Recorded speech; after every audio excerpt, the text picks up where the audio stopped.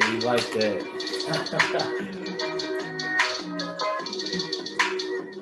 Woo!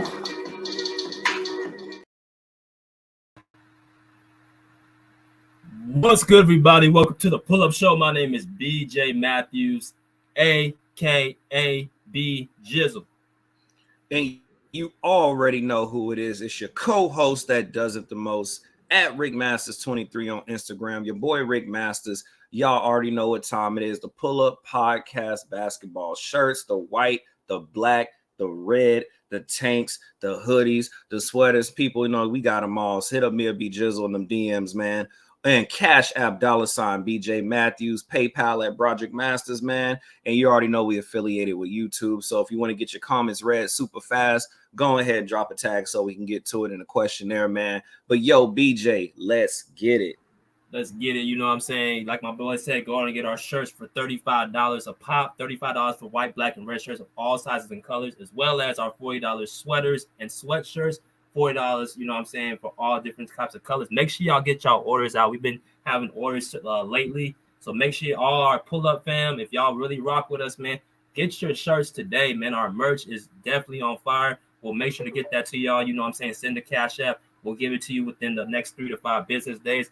And yeah, let's get into it, man. Also go to our PayPal at Broderick Masters. You know what I mean? The pinned comment is right there on the top of the chat box. Mrs. Tay is continuously doing a great job moderating and also, commenting on each, few couple minutes. So make sure y'all pay attention to the comment section as well.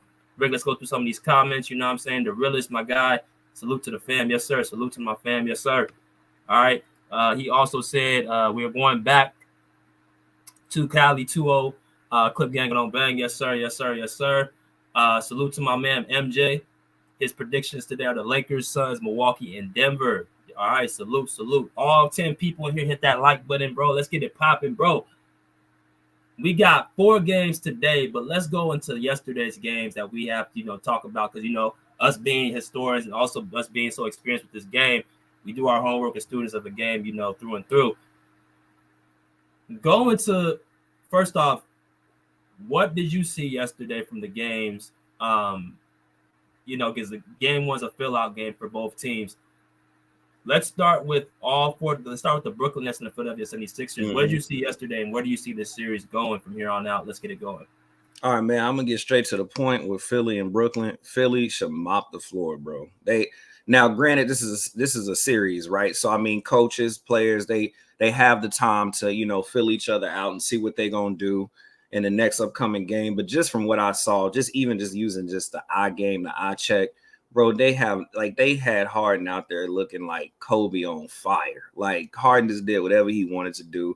They really have no answer for your boy Embiid. Embiid just a big old tree with skills, man. They can't stop the dude. I saw them trying to do, they were switching up their defense. They trying to do 2 3s, 1 3 1s. They're trying to fill the Philly, the Sixers out. But it's like, really, man, Harden looked like he was just taking candy from a baby, bro. Like I remember one play. They literally just threw the ball in and Harden just yanked it up. Like it was almost like Harden was out there playing recreational ball.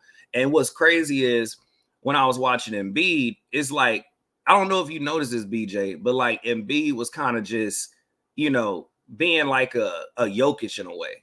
Like he was just kind of just chilling because it's almost like if he wanted to dominate, he could. But it was like he was more so just being the floor general sometimes, like just sitting there letting people, hit screens, back screens, and then he'll find you. It was almost like playing recreational ball in my mind. So at the end of the day, man, I mean, unless the, Nets just find somehow I ain't gonna lie to you, they ain't finding nothing, bro. They just too overpowered, bro. Like I really be trying to sit here and strategize, but I think the Sixers, man, they're just too much for them. They're too big. You know what I mean? You got Harden doing what he want to do. The dude up here playing, NBA live type skills on him.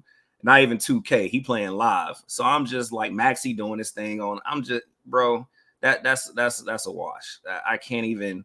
I really sat down all night trying to think of ways to really attack the Sixers, but I'm like, they too overpowered, bro. They just too overpowered. They're too much. Man. Hey, man, like I said, go and hit the like button, man. We got, 10 people in here. Hit that like button, share, and subscribe, bro. So Nets and Sixers, bro. The Nets lost 101 to 121 yesterday. Embiid had 26 points. for the Sixers, and Mikal Bridges for the Nets had 30 points. So actually, when I look at these numbers, bro, like the stats, really the Sixers did not shoot the ball well. The Nets shot better from them from the field. Mm-hmm. And they shot around the same from the 3-point line. And then the Nets had the leading score with Mikal Bridges with 30 points. Mm-hmm. So when I look at that and I look at their guys such as, you know what I'm saying, Spencer Dinwiddie, who had 14 points. You had also Seth Curry had 10, Cameron Johnson had 18. And then one of their, you know, young guys, and Cameron Thomas, who I love, he had 4 minutes. And that was the person I think that was supposed to be the guy in line next for the Brooklyn Nets. He didn't really show up at all. So when I look at the Nets right now, bro, I look at a team that's really just, you know, up and coming. Any team with Mikal Bridges as your best player is a team that's not going to be competitive in the playoffs.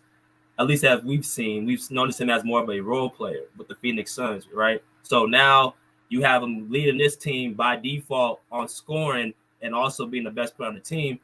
If you're going up against a Philly team against Joel Embiid, who's your overpowered superstar wise, that's the first thing. Second thing is the Brooklyn Nets just got reassembled at All-Star break. So they have not had the continuity nor the chemistry to really actually be able to have a playoff type of team. And respect to their coach, Jack Vaughn, he's been doing a great job with that team, got into the 6th seed in the Eastern Conference. But it's just against a team against the Philadelphia 76ers who's been through, you know, the playoffs the last few years, has had James Harden and Joel Embiid, those two, you know, that duo, with the experience of Tyrese Maxey, PJ Tucker, DeAnthony Melton, Tobias Harris, who else? You know what I'm saying? You name it, they got it. So it's just like you said, it's a pretty much an overmatch. There's no really way you can really strategize for this series because the Sixers just overpower them. You know what I mean? I know we got a Brooklyn Nets fan here who, you know, is definitely a big Nets fan, but I think he'll even agree. He won't say it. But the Sixers are just too much. In my opinion, they should probably either sweep this team or gentlemen sweep them. They beat them by 20 points, and really it was them not even play their best basketball. Right? And Embiid had 26 points. What do you think you're going to have set game 2?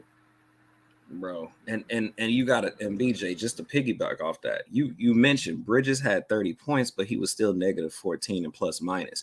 Like my thing is this: when I'm looking at the game, like I said, I'm looking at the game and then I'm matching up with the stats. Bro, the Brooklyn Nets, I think were 55%, 56% on field goal percentage. I think the Philly was like 49. So this is my point, that it proves to what we're saying. Even though the Sixers are even shooting lower in field goal percentage, if you go look at the Brooklyn Nets roster and then check their plus minus, they almost damn near all in the negatives. So even at their best, and it's like the Sixers at their worst, they still blowing you out by 20, which shows me and what we're saying that they just too much for you. It's too much. Like you dropping 30, but you still negative 14 plus minus. Like, and then when I go down the list, I'm like, dang, everybody in the negatives. Like, it don't matter who came out there. That's what it's telling me, even on paper and what I saw. They're too much. Ain't nothing you can really do. It's like, and I like I said, watching the game, they were trying different stuff. You know, 2-3, 3-2, 1-3-1. They trying to figure it out. But it's like, bro, anytime you got Embiid and we know this dude could drop 40 or 50 on you at any time, when you got him out there playing like Joker, he just sitting around like looking for people, like taking his time. That's not even his style. That's why I was like, my man out there just kind of relaxing. He just having fun. Like he literally just making sure that everything stays copacetic. Man, so what we got? We got a gentleman sweep. We got a sweep. What we got? Man, I'm gonna go ahead and be nice to the Brooklyn Nets and say gentleman sweep. I mean, you can get you one. You could probably get you a struggle one. You know what I'm saying? Get you a struggle one. You fighting hard. You know, sometimes you know how people say, man, we got at least win one. We can't let them just sweep us. So I'm gonna give them a little heart. And then it's Brooklyn, man. You know, come on, New York. I know y'all tougher than that. Yeah.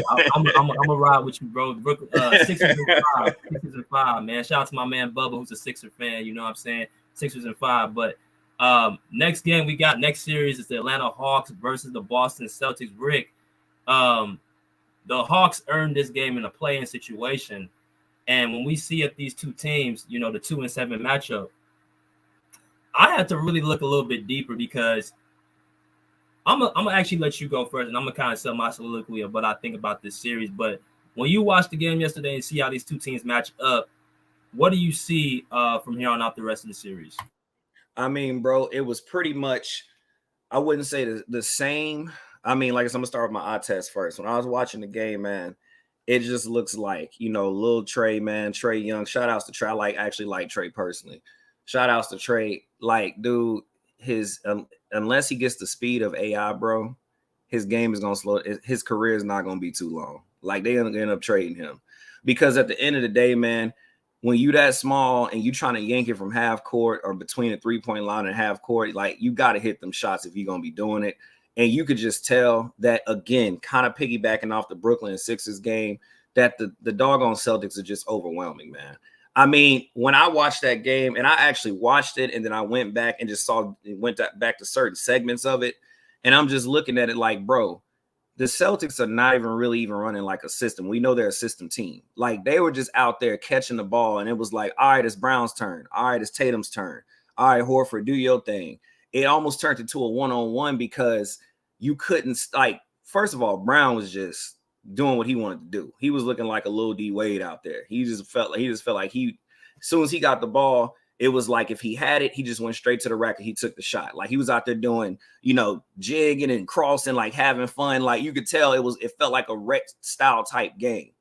And then Tatum, he's so damn tall, you know what I'm saying? He's 6'10", and then he just up there just playing, like I said, running through, causing issues when he takes those screens, because you got to stay with him, that he was just getting simple backdoor cuts and layups, like, and then shooting open, like shooting over the top of his player because he's just bigger. You know what I mean? And it's not like you really they have anybody on that team except the centers and the power forwards, but they got to stay low on Horford and Williams where they could come out and help. They actually have to stay down. So now your guards got to play with, Jason Tatum, but Jason Tatum's so damn tall and he's so phenomenal because he can go to the rack or shoot, that it's like, as the opposing team, you got to sit there and say, well, damn, should I let him shoot or should I let him drive? And it really don't matter what you pick, because either way, if you let him shoot, he gonna hit it. And if you let him drive, he gonna either dunk it or dish it out.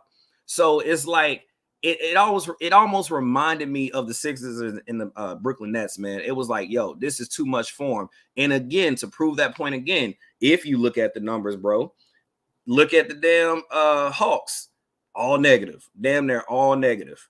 And then if you look at the Celtics, all positive, except Mr. Williams here, but it really didn't matter.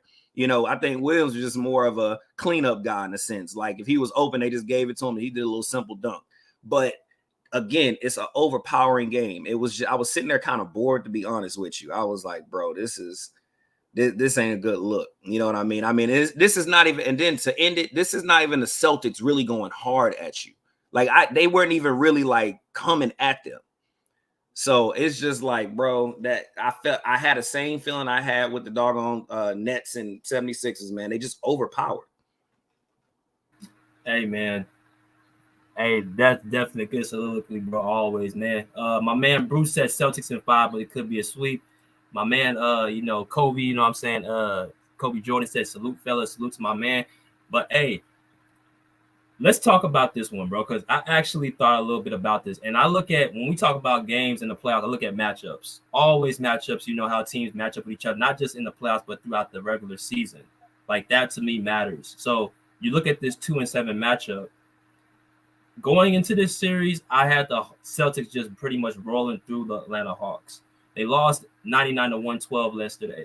I saw the Hawks against the Miami Heat team actually prevail, and it actually showed me something about their makeup, and I thought they were headed towards the right direction, but I still think the Celtics to win this series. Now, when I look at this game, one thing that's glaring to me is that, like you said with Trae Young, he had a bad shooting night. And this ain't the first time Trae Young does this. When he has aggressive defenses that he has to face, and I saw this last year against the Miami Heat, there's times that you can actually struggle. He can actually struggle because he's still a high volume shooter. He's a high volume, you know what I'm saying? He has the ball in his hands like a lot of times of the game. He's pretty much the Atlanta Hawks offense. He shot 5 for 16 from the field, right? And I think he had how many points? If I pull up the numbers he had, the man had 16 points. He actually 5 for 18, 1 for 5 from the 3, and he had 16 points, right? So that's not going to get it done. Their leading scorer was DeJounte Murray with 24 points, and he shot 10 for 25 from the field, 0 for 6 from the three. They had a horrible shooting night from the three-point line. They shot 17% to Boston's 39%. But I'm not even looking at the offense, bro. Their defense, the Celtics has 58 rebounds to the Hawks 45. Now, this is why this is so crazy, because I had the impression that the Hawks would at least have that advantage over the Boston Celtics because they have Clint Capella in the post. The man had 8 rebounds. Jason Tatum and Jaylen Brown both out-rebounded Clint Capella. That's what's really glaring to me, because it's all about finding what your opponent's weaknesses is and exploiting them. So you got the Celtics got, of course, they have the better wing duo in, Tatum and Brown. Of course, they have this season experience. They have the aggressive guards. They have, all that. But the one advantage that I saw that the Hawks had was the interior presence, because they're not very big, with Robert Williams and Daniel Tice, Al Horford, Blake Griffin. All those guys are 6'9", 6'10". Clint Capella's well over 7 feet. You can't give me 8 rebounds. And then when you look at Trae Young, you can't shoot 5 for 18 from the field. I'm wondering if that had a lot to do with Marcus Smart, Derek White, and those aggressive guards. Because if that's the case, and Trae Young gives me around 16, 18 points, the Hawks going home in 4 games. Because that's their offense. That's pretty much their offense. DeJounte Murray, as good of a two-way point guard he is, and I like DeJounte Murray, Trae has to pretty much give you between 25, 30 points a game, and then they got to control the boards. They have to control. That's the only chance they really have. But, yeah, man, I'm going to say, Celtics. I'm going to say Celtics in 6. I'm going to say sweep. Sleep. Hey, I don't blame you. It's just I'm gonna say, and this is why though. This is why I'm not even trying to clown them. This is why, because I didn't see like what I saw last year in the playoffs. I know what the Celtics are capable of. Like I know they could turn it up a lot higher, and they weren't playing at that level. They weren't even playing at their highest level. Like it literally looked like backyard basketball to me. Like it was just I catch the ball. If I got it, I'm gonna take it. If I don't, hey man, you do your thing. That's how outmatched they were. So it's like when you don't even have them really playing systematic ball, like what they normally do against teams, and playing aggressive as like super ass defense, bro, and they just out there just hooping like it's recreational Sunday, bro. I don't want to see them at their worst. I don't want them to get mean if I'm the Hawks. I don't even want them to get mean. I want them to stay in chill mode so I can probably sneak and get a win. But even then, they're such a smart team that when they know you feeling yourself, they could turn it up. They're gonna start turning it up. So it's like, bro, man, I'm gonna give them that sweep. I'm going to get to the Celtics. Give them the sweep. Hey, I mean, if you give them the sweep, I just look at it like Trae's definitely due for at least a 35, 40-point game, and I think that's the game they're gonna end up winning. But this reminds me a lot of the Miami Heat last year, against Trae Young, like pretty much very aggressive, very, physical with him. I mean, shoot 5 for 18 from the field, bro. Come on. Like, you all ain't winning with that. So I definitely get it, bro. Let's get into the next series. But also, before the people that's getting in here, we have over 15 people, man. Get them likes up, man. We got to get the likes up so we can bring in more people. That's how the YouTube algorithm works. The more likes that y'all get in, the more that we have more people come in, share the show. So continue to hit that like button if you have not already. Let's go into the next series. Actually, bro, the New York Knicks and the Cleveland Cavaliers. This one I'm very, very hyped for. The 4 and 5 matchup. Mm-hmm. It came down to the wire. The Knicks won 101-97. And I also want to give a shout out to Donovan Mitchell, man. He's finally getting his just due, bro. He just made All-NBA first team. He had 38 points yesterday, but he did not get the win. What do you see in this series, bro? It's obviously more competitive than the first two we talked about. What do you see in this series? The biggest thing is in this series, man, if Donovan Mitchell is going to take 30 plus shots, he did 14 out of 30, but I think they're evenly matched. Like I said, eye testing it first. They're evenly matched. I feel like can go either way. But the biggest thing I'm going to say is Mitchell, I don't mind him taking over, doing what he do. I love watching him. But you're going to have to get Mr. Mobley and you're going to have to get Garland and Allen more involved. You're going to have to get them more involved. This is why I say that. Because at the end of the day, bro, I'm looking at, let's see, 4 for 13 on Mobley. and then Garland 7 for 13. And then, of course, because I actually had to go back and look at the stats because the game was so back-to-back to me. But it's like 14 for 13. Okay, so my thing is, we know Mobley is a beast, man. Like, Mobley be out there playing hard. Like, I like his game. I like how, like you said, mentally, it's like he don't care who you are, he's gonna try to come at you, right? And I'm gonna use a reference point here. And it's kind of like apples and oranges, but I'm gonna use a reference point. When I look at KD, and then I also look at what's the big man name on the Suns? They starting 5 big man. Oh, it's slipping my mind. Damn, what's that dude name? Slipping my mind. There we go, Aiden. When I look at KD and Aiden, you remember when I was telling you about their little chemistry, how they play well together? You know, it's like if KD got it, he'll take the shot. If he don't, it's like he'll find Aiden some way. Like you could tell they kind of got their own little thing going.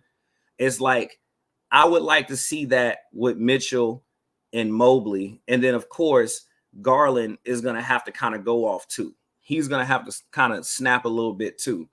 And all that just comes into play of being on the same page with each other. Because right now, just from looking at the eye test, it's almost like they rely on Mitchell to do his thing. And he can do his thing. I'm not taking nothing away from him.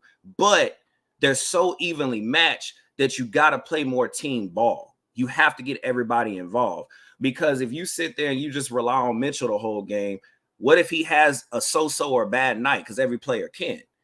Now you're about to get beat by 20 or 15 points because the Knicks are playing pretty well together. Like I was looking at that team and I'm like, yo, they got a little chemistry going on. Because when you look at the numbers, it's not like not one person. I mean, Bronson was doing this, like he was actually snapping a little bit. But I'm talking about just like going down the list. Even though Randall and all them was a nice presence, it wasn't like one or two of them was just snapping on you. It was more of a team effort. So what I'm saying is, if we're gonna rely on Mitchell so much, then Mitchell gonna have to hit 20 and 30, not 14 and 30. But Mitchell has pieces around him that actually will play with him. So it's like if you got Mobley and you got Garland, you got to get them more involved. So this has to be more of a team versus a team type of thing. Like you have to strategize because both teams are so evenly matched, in my opinion, that you're going to have to utilize your core pieces to the max. This is not one of those games where you could just come in and kind of do what the Sixers are doing, right? Or do what the Celtics is doing, just kind of play recreational ball. You're going to actually have to like do some strategizing. And again, if they're going to rely on Mitchell like Cleveland did with LeBron back in the day, if you're really going to rely on Mitchell like that, then Mitchell going to have to hit 20 and 30. He can't be hitting 14 and 30. But he doesn't need to do that because he actually has help. That Mobley and that Garland will actually help him out. So that's what I saw. Because they only lost by 5. So I just feel like if you would have got Mobley and all of them more into it, then we could have a different conversation. They might ended up winning last night. But, you know, like I said, man, this is a evenly matched, you know, type of game where I can see it going either way. Hey, man, shout out to Mrs. Tay, man, for the $9 donation, the $10 donation. She said, hit the like button, DM on BJIG to purchase your pull-up shirt and hoodie or today.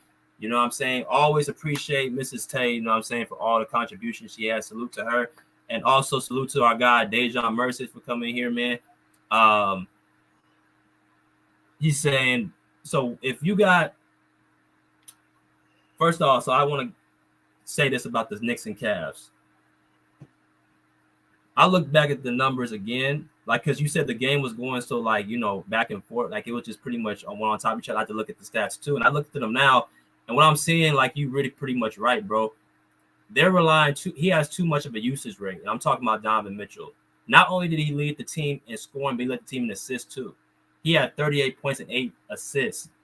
Darius Garland only had 1 assist throughout the game. So that's telling me they're having the ball too much in Mitchell's hands. So you're using him way too much when you don't have to. You got other guys who can help out. Another problem I'm also seeing is that the Knicks got out-rebounded 51-38.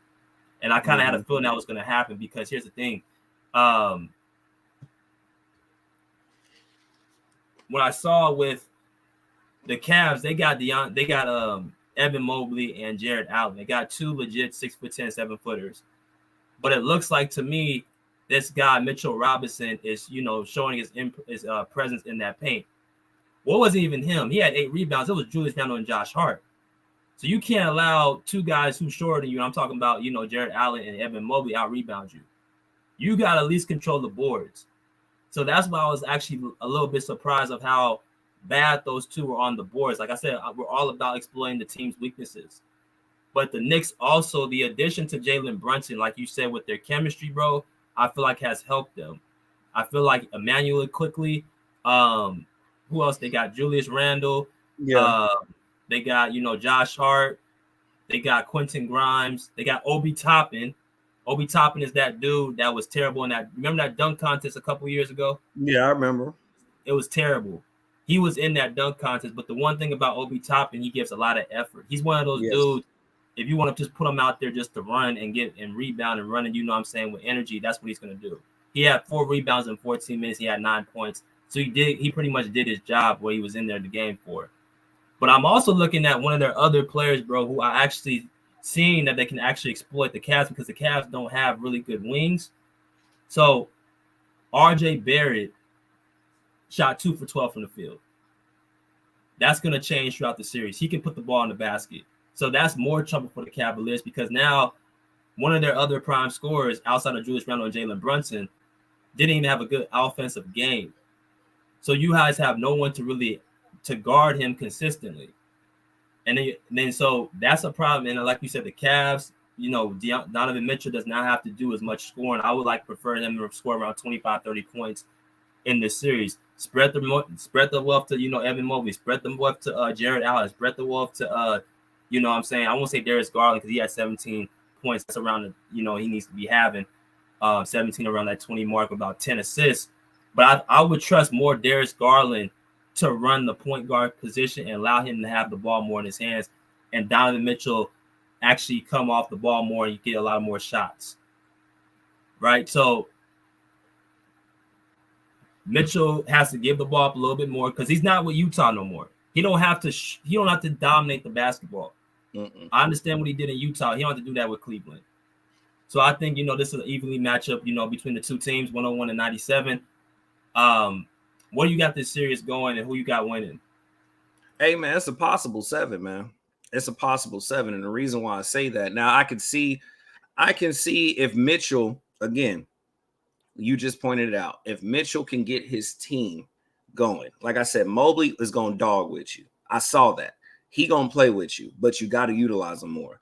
Garland's going to ball with you, but you got to utilize him more, right? So if he can figure that out, if that coach, everybody can figure that out, I could possibly see it going 7, even a 6.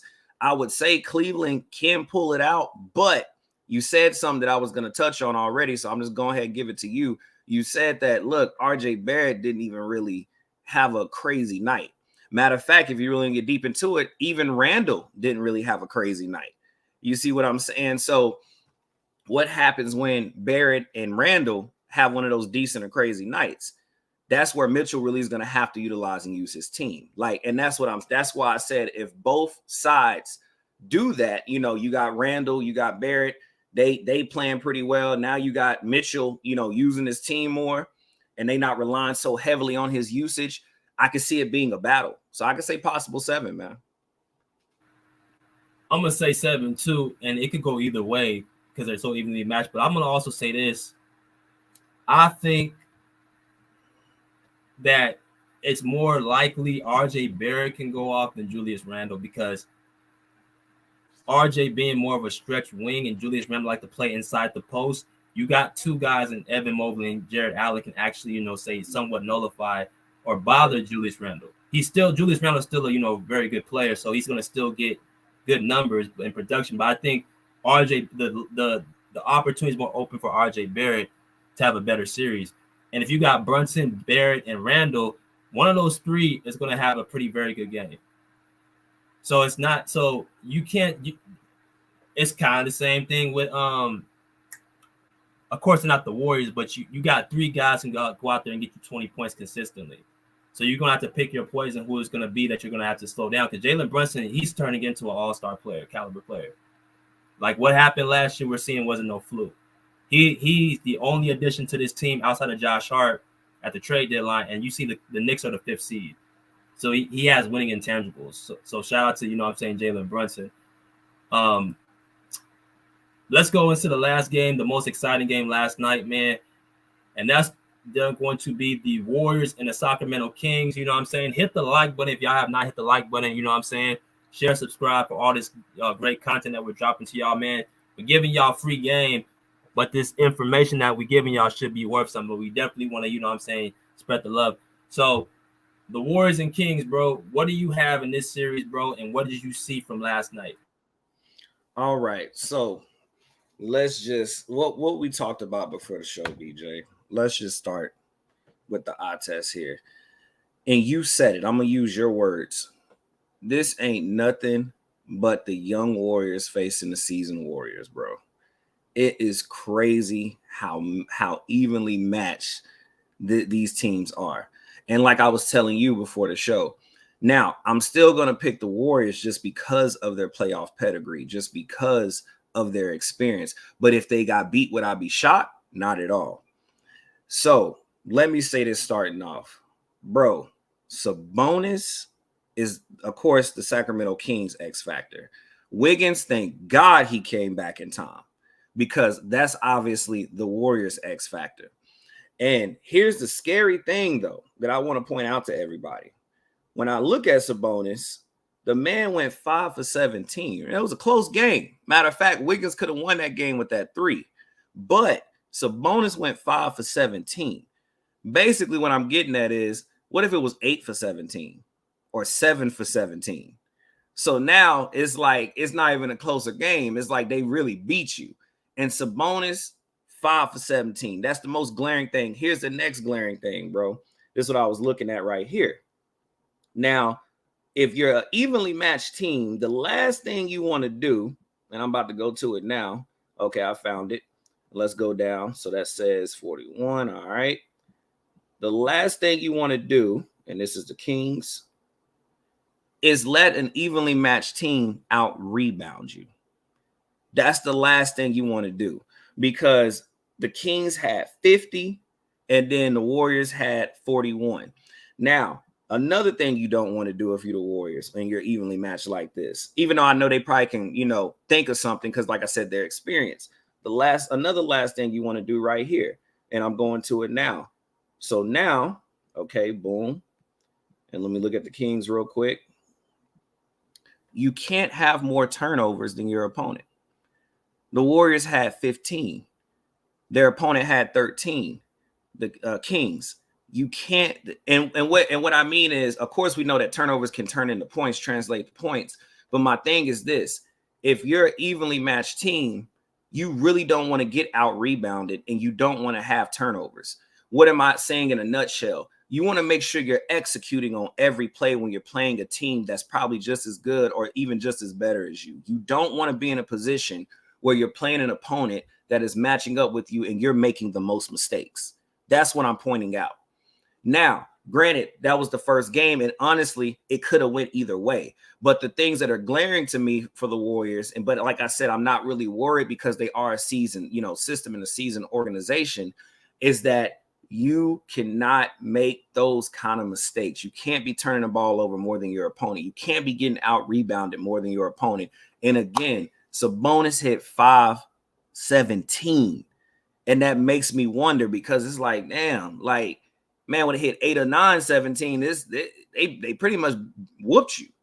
You know what I'm saying? And so it's like, at the end of the day, it's going to come down to execution, least mistakes. You can't be getting out rebounded. You can't be turning the ball over like that, because if so, you could find yourself in a bad position, But at the end of the day, man, I'm still going to rock with the Warriors, just solely off the case that they've been in this position so many times. They played some of the best basketball players in the finals and the playoffs. I'm just going to give it more so to the experience side of the game, and just watching Curry, like the way he plays now, I feel real safe with him. But I got to give shout outs to your boy Fox and Monk too. They ain't scared. They are not the Kings ain't scared at all, but they ain't scared. Like, even though the last 2 shots, I'm gonna give it to you, BJ, after this.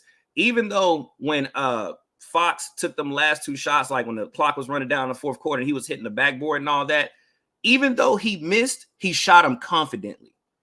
He shot him as if he knew he had it. And what I'm saying, and there's a to like real basketball players, y'all know what I'm getting at. He wanted that smoke. So when you playing against a team that's like you, that want that smoke, you can't be making mistakes throughout the game. You really got to execute. So I'm gonna leave it at that. Great soliloquy, my guy, man. 30 people in here so far, man. We're getting more and more people. Hit the like button if you guys have not hit the like button. Like I said, if you guys want to get the YouTube algorithms up, more people to, communicate with the live, hit the like button. If you guys have not hit the subscribe, if this is your first time in here, hit the share button if you have basketball buddies that y'all want to share this live with. My man Bruce said non-Curry minutes doom the Warriors. He also said that Poole cannot defend. Curry went to the bench. Kings took the lead. I'm going to talk about all that in a minute, but I can see that. You know what I'm saying? And this is what I'm going to go with. First of all, bro, you said it from the get-go. We talked about it last night. The Warriors are playing a team that's pretty much the same as them as far as how they move the ball, how they cut, their personnel with their scoring. So you're pretty much playing a younger version of yourself. And you have the coach in Mike Brown, who was with the Warriors just last season, won a championship. It was been with them, years past. So he's been under Steve Kerr. It's almost like he's been learning from his teacher, right? So now that you have that going on, you're not going to be able to surprise the Kings with anything. Like, as I watched that game, it looked like to me the Kings had the answer to the test. They knew exactly how the Warriors are going to play, and they knew exactly how to attack them. Now, we also have to pretty much put something else in context as well. The Kings have one of the most loudest, craziest, obnoxious fan bases in the NBA when you talk about playing. This goes back to the early 2000s. Remember all those Laker and Kings matchups, Kobe and Shaq versus Mike Bibby and Chris Webber and Doug Christie, Petr Stojakovic, Vlade Divac. Mm-hmm. Remember them games used to be like you watching them on the screen, and that Sacramento crowd was so loud, it felt like my TV was going to break. And Draymond Green alluded to this last night on his podcast, like that atmosphere is different. So I think what happened was the Kings also fed off their crowd, because when I watched how Malik Monk, when I watched how Trey Lyles, their other big, they were attacking that glass. They were attacking the paint with confidence. That's you building up, and you're feeding up off your crowd. Malik Monk had 32 points. I told people this. Malik Monk is the same dude that put 40 on us earlier this season. Boy can score the ball. And he also he's sneakishly athletic too. So he was finding ways to get to that basket and, attack that paint. And this is one thing the Warriors have an issue with. They don't have great interior presence. They got Kevin Looney, 6'9". They got Draymond Green, 6'6". So if you don't have the interior presence to match up with the Kings, who has guys like Domantas Sabonis and Trey Lyles, and I'm saying I don't know if it's Trey Lyles. I think his name is Lai. Let me see let me get the right name. I don't know, Lee Lyles. Well, not him. There's another dude, Alex Lynn. He had 7 rebounds, and Trey Lyles had 6. Domantas Sabonis had 16 rebounds. So now you don't have an answer for their interior presence. So if you don't have an answer for that, the Warriors have to use their athleticism to help board. And what I mean by that, Andrew Wiggins, Jonathan Kuminga, GP, Kevin Looney, of course, and then you got Draymond. They're going to have to all help rebound because they don't have the size to deal with Sabonis, and they look like they don't have the size to deal with this guy named Alex Lynn as well. So you got bruises for the Sacramento Kings. They play just like you, but they have the interior presence. But this is what the Warriors have over the Kings. Andrew Wiggins and Jonathan Kuminga, both two, long athletic guys at that forward position, are ways they can exploit the Sacramento Kings. The Kings are not a good defensive team. They're not very defensively responsible. They got a couple guys in Davion Mitchell, and I think De'Aaron Fox is trying to take on that role as a defender. But you guard Steph Curry, nobody's stopping Steph Curry. At the end of the day, that's just what it is. But they're not a very great defensive team. So if I'm Andrew Wiggins and I'm Jonathan Kuminga, they're going to be the X factors in this series because they can exploit that wing situation for the Warriors or for the Kings. So that's going on. And also, I look at something glaring too, bro. if you really look at it, bro, the Warriors actually had Steve Kerr did a very good job trying to managing these guys' minutes. If I look at the guys who played, Andrew Wiggins played, let me see, he played 28 minutes, even though he came off the bench. Gary Payton II had 20 minutes. Kevin Looney had 32 minutes. Clay had 37 minutes. Steph Curry had 37 minutes. Draymond Green had 33 minutes. So pretty much your 5-6 guys who you're leaning on, they got the amount of time they're supposed to get in this game. But the only player I saw that didn't get many minutes they could actually fix is Jordan Poole. So it's going to come down to one or two things. Either you're going to stop the Sacramento Kings from scoring the ball, or you're going to try to outscore them, because they can Sacramento is just like you. So you got to find ways to either stop them or you're going to have to outscore them. And Jordan Poole playing 22 minutes is not going to cut it. You got to give him somewhere between 25, 30 minutes. Because one thing about Jordan Poole, yes, he does fouls. Yes, he is sometimes defensively responsible, but he does put the ball in the basket. So if that means taking away some of Dante DiVincenzo's minutes, or, you know what I'm saying, giving him just any type of minutes anywhere, then that would help the Warriors get the offensive output over the Sacramento Kings. I mean, look, at the end of the day, I'm still rolling with the Warriors, man. I'm just because I've seen them in tougher situations. I've seen Kerr and that organization deal with harder situations, you know, against top level players in the deeper runs of the playoffs. So I'm definitely not saying like, hey, you know, Warriors, I'm gonna be scared. Like, no, this is not scaring me. Like I said, then we're dealing with a more evolved Curry. You know what I'm saying? We're dealing with I need to prove something Thomas. And then, of course, we're dealing with I don't take that shit Green. So you still got to remember their core is still there. So their dynasty team, their core is still there. And like I said, thank God Wiggins is back. Because at the end of the day, if Wiggins would have hit the three, this would be a different story today. This would be a different conversation.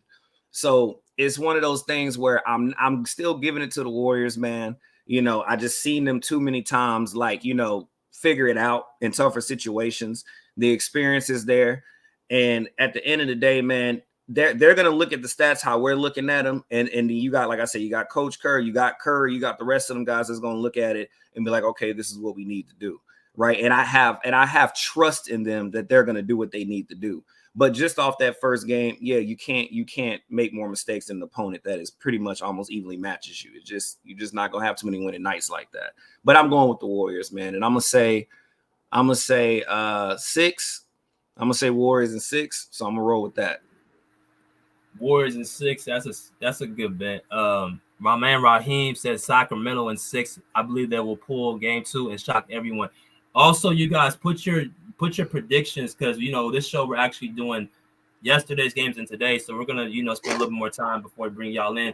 Put y'all picks inside the chat box, and we'll definitely put them on the screen. So my man Rick said Warriors in 6. I'm gonna go with Warriors in 6 as well. But I would not be surprised if it goes 7, because as I look at the Kings, but like you said, they're not afraid. Sometimes the Warriors, you can pretty much a mental thing. You can pretty much be beat before you step on the court, because you're so in awe of the Warriors and their tradition and what they've done. If you do that, then you're gonna be already beat. It doesn't seem like the Kings are in awe of the Warriors. They respect them, like they don't fear them. But I mean, they respect them, but they don't fear them. So when you have that on your side, you got their coach who's already dealt with their team. They're prepared. I'm gonna say that the Kings are prepared for this series, bro. And let me be a fanboy for a second. Yo, Fox out there doing N1 mixtape moves. Hey, Fox had folks on skates. Fox the truth, man. That's why GP has to. GP and Kuminga and yeah, Fox is the truth, man. He ain't. Yeah. Hey, man, but 30 people here, man. Get them likes up, man. You have 30 likes right now. Let's go into today's games. We got, 4 games today. I'm not sure. I think one's about to start. We're gonna start with the first game, the Miami Heat and the Milwaukee Bucks. Shout out to my Uncle Big Tone, Miami Heat fan. If you listen to my guy, we're going to talk about your team against the Milwaukee Bucks, which is Rick's team. Now, this series, I'm going to say, is going to be definitely competitive because of not just Giannis Antetokounmpo, but I think the makeup of the Miami Heat. And now I still think the Bucks they're gonna win this series, bro. But we talked about matchups and how teams match up with each other. Tell me a little bit about Miami Heat and what you think they can do to actually get somewhat of an edge in some of Milwaukee Bucks' weaknesses. Let me hear it. Man, look, now I think you already called it out before we got on the call, man. That Middleton's not there right now. Whew, all right, because even though I love me some Giannis, man. Not only is Giannis gonna have to, be Giannis, right? He's gonna have to, play and go off. But at the end of the day, man, let's talk about the Miami Heat, man. They ain't no scrubs, bro. They ain't scared of nobody.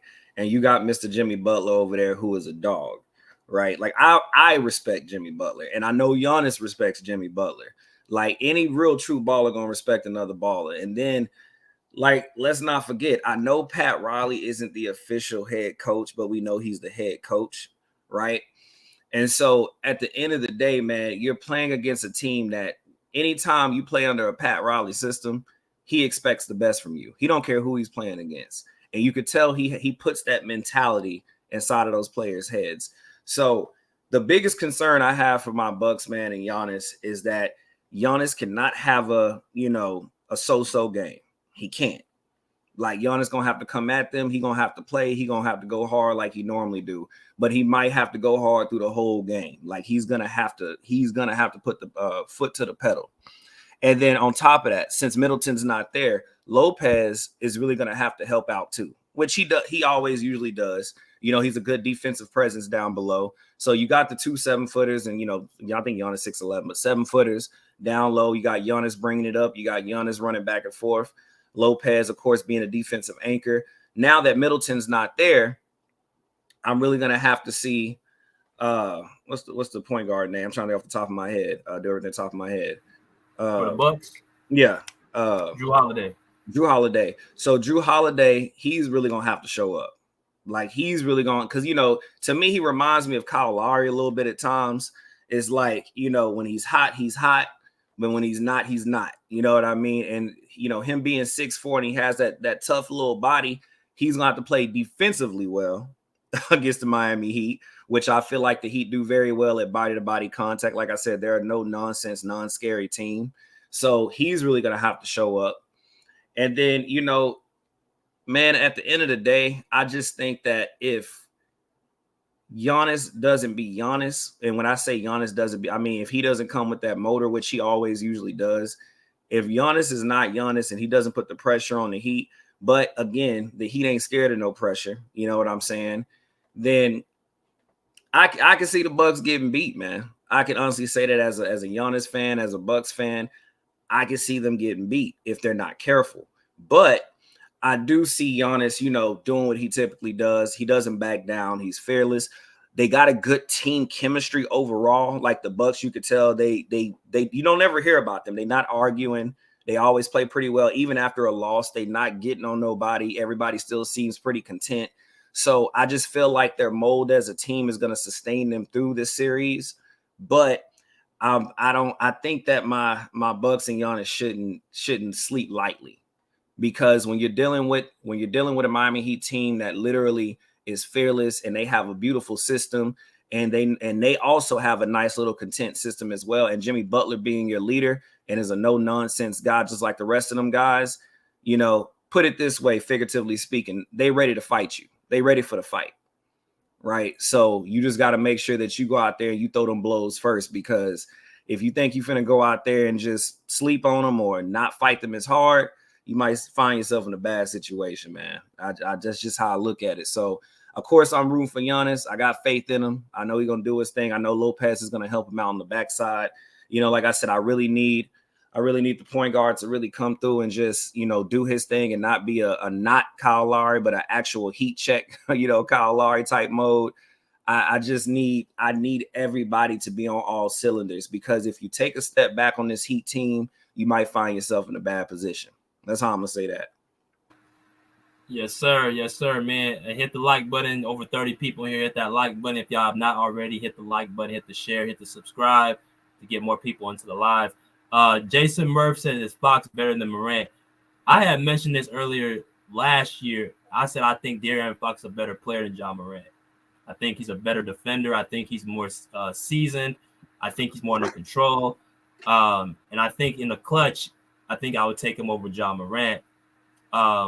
So, yeah, I think he's better. But if you pick John, I definitely understand. But we're going to see after this playoffs who's better, in my opinion. But so the Heat in the Bucks, I'm going to say this. If the Heat had faced Boston, I think it would be a more series you can say that he have a better chance going into it. But since Chris Middleton is going to be out this series, and I don't know how long for game one at least, now things get interesting because now you don't have that second scorer. You don't have that second scorer for the Milwaukee Bucks. Now that becomes Jrue Holiday. So not only is Jrue Holiday going to have to be able to, play defense on it, whether that be Tyler Hero, whether that be Jimmy Butler at times, who I think Jimmy's a little bit too big for him. Now you're going to ask this dude to give you 20, 25 points a game. Now we're about to see how good of a two-way player Jrue Holiday is. And I have all the respect for Jrue Holiday. No questions asked, you know what I'm saying? But now we're going to see, with them not having Chris Middleton, there's going to be more responsibility on Jrue Holiday and also those other guys to score the ball for the Milwaukee Bucks. Now, they played the Heat February 4th. I'm going by this specific game because this is the only game where pretty much both teams are healthy that they're going to look like how they play today. And the Bucks won by 8 points, 123 to 115. Giannis had 35 and 15 rebounds. And then also Jrue Holiday, if I watch what he did, he had 15 points and 5 rebounds and 2 assists. So they had all pretty much their horses. In the Miami Heat, Jimmy had 32 points, 8 rebounds, 3 assists. And then I look at those other guys who contribute. Tyler Hero had 24 points, Caleb Martin had 17, Bam Adebayo had 16, 11. And that's going to be the guy. That's actually going to be, in my opinion, he's going to be the guy that's going to be having to deal with Giannis in that paint. They say Chris Middleton playing. Oh, I saw last night he wasn't playing. Well, if he playing, then that's a different story. Now you take care of both sides. You can score and you can play defense. So now that changes things a little bit. But I saw last night he wasn't playing unless they just updated it. Miami has the shooting on top of the defense to make things interesting in this series. And like I said with Miami, like you said, they have a lot of pride on that team. They had a lot of pride on the team. There's 2 teams in the playoffs, in my opinion, that the Miami Heat get up for, or 3 actually: the Celtics, the Sixers, and the Bucks. Those are 3 teams they get up for in the playoffs. So now you're talking about matchups now. Jimmy is going to take the matters personally in this series. I think he's going to lead the Miami Heat to at least believe in themselves as much as possible that, hey, we can win this series. Not saying they're going to win it. I think the Bucks will still win this series. But I respect Jimmy Butler too much to be like they're going to get swept. They're not going to get swept. It's either going to be in 5 or 6 games, in my opinion. But if they pull out this series, if the Heat, let's just say by some type of miraculous thing, if Middleton's not his 100%, he's cold from the field, he's not scoring the ball and all that stuff, then it becomes very, very interesting for the Miami Heat because they have the physicality, they have the toughness, they have the outside shooting to make this series interesting. And they have the championship DNA experience. But Bam Adebayo is going to be the X factor. He can't go out there and give you 8 rebounds and 8 points. He's going to have to deal with like 18 and 10 or 18 and 12. And then you got to follow up with Tyler Hero. You got to follow up with Caleb Martin. You got to follow up with Max Strus. All those other guys hit 3-point shots. And, of course, Jimmy's going to have to be playoff Jimmy. But what do you think the Bucks are going to exploit in this series over the Heat? I mean, shoot, Bam is probably the only dude. Well, between him and this is what we talked about yesterday. What Jimmy and Bam are going to have to do, and shout out to Hope. Hope said Lakers losing the Grizzlies today, Heat losing the Bucks, Clippers losing the Suns today, Denver losing the T-Wolves. That's how today's games will go, but doesn't mean those teams will lose the series. Okay, Hope. Okay. I saw a big paragraph, so I wanted to read it real quick. But anyway, just to, talk about what we talked about yesterday, last night, watching the games. I feel like in order to exploit the Heat right now, I already know Jimmy and Bam are gonna really have to come at what do you say? Sorry, Rick, but Bucks will lose game 1 at home. It's possible. I'm not even mad at it. It's possible. I already thought about it, man. I'm not one of them crazy fanatic fans. Like, I'm a realist. It's possible because what me and BJ were talking about last night was, Jimmy and Bam are really gonna have to help each other when it comes to Giannis coming down. They're gonna have to help each other. And the biggest thing that I told BJ last night was, and what I'm worried about is, we already know Jimmy ain't no buster. Like, Jimmy gonna put the clamps on your ass. He's gonna harass the hell out of you. And even though people forget, the dude a solid 6'8", 6'9", he's solid. Like, he's not he's a possible. No, he's solid. And he plays very ferocious on defense. Like, the dude is not scared of nobody. So he don't care about no Giannis. That's why I said I respect Jimmy. He don't care about no Giannis. He don't care about nobody. He care about no LeBron. Dude is going to come at you, right? And so I feel like when Giannis is coming down and Jimmy's harassing him, it's not going to be an easy just, I'm going to move you out the way like Giannis does. This is where, and I'm going to touch on what Matt said, a couple weeks ago. I can't really, at the time reference, I can't remember. But this is where Giannis is going to have some skill. The skill going to have to show up. Because if you think you just going to boulder your way through a Jimmy Butler without being harassed or being annoyed, and then try to get past Bam right after that, yo, man, I'm a little nervous. I'm a little nervous as a Greek Freak fan, because as much as I believe in Greek Freak, as much as I have faith in him, realistically, Jimmy ain't finna let you run him over. It ain't happening. And even if let's say you get by him, you're not finna get by him smoothly. He's gonna harass the hell out of you. He's gonna be all over you. And then I'm kind of thinking in my mind too, B Jizzle, is that you got the rest of the team out there too. So it's just not Jimmy and Bam that's gonna be on your head. Because now once you try to get past Jimmy at the top of the key, now Bam's gonna be helping out. But now you got Hero, you got all these other guys, man, that are going to be on the backside waiting for you to make that long-ass pass like you normally do, because people watch your tapes, make you make that long pass when you get in trouble. They're going to be picking that off. They're going to be waiting for you to do that.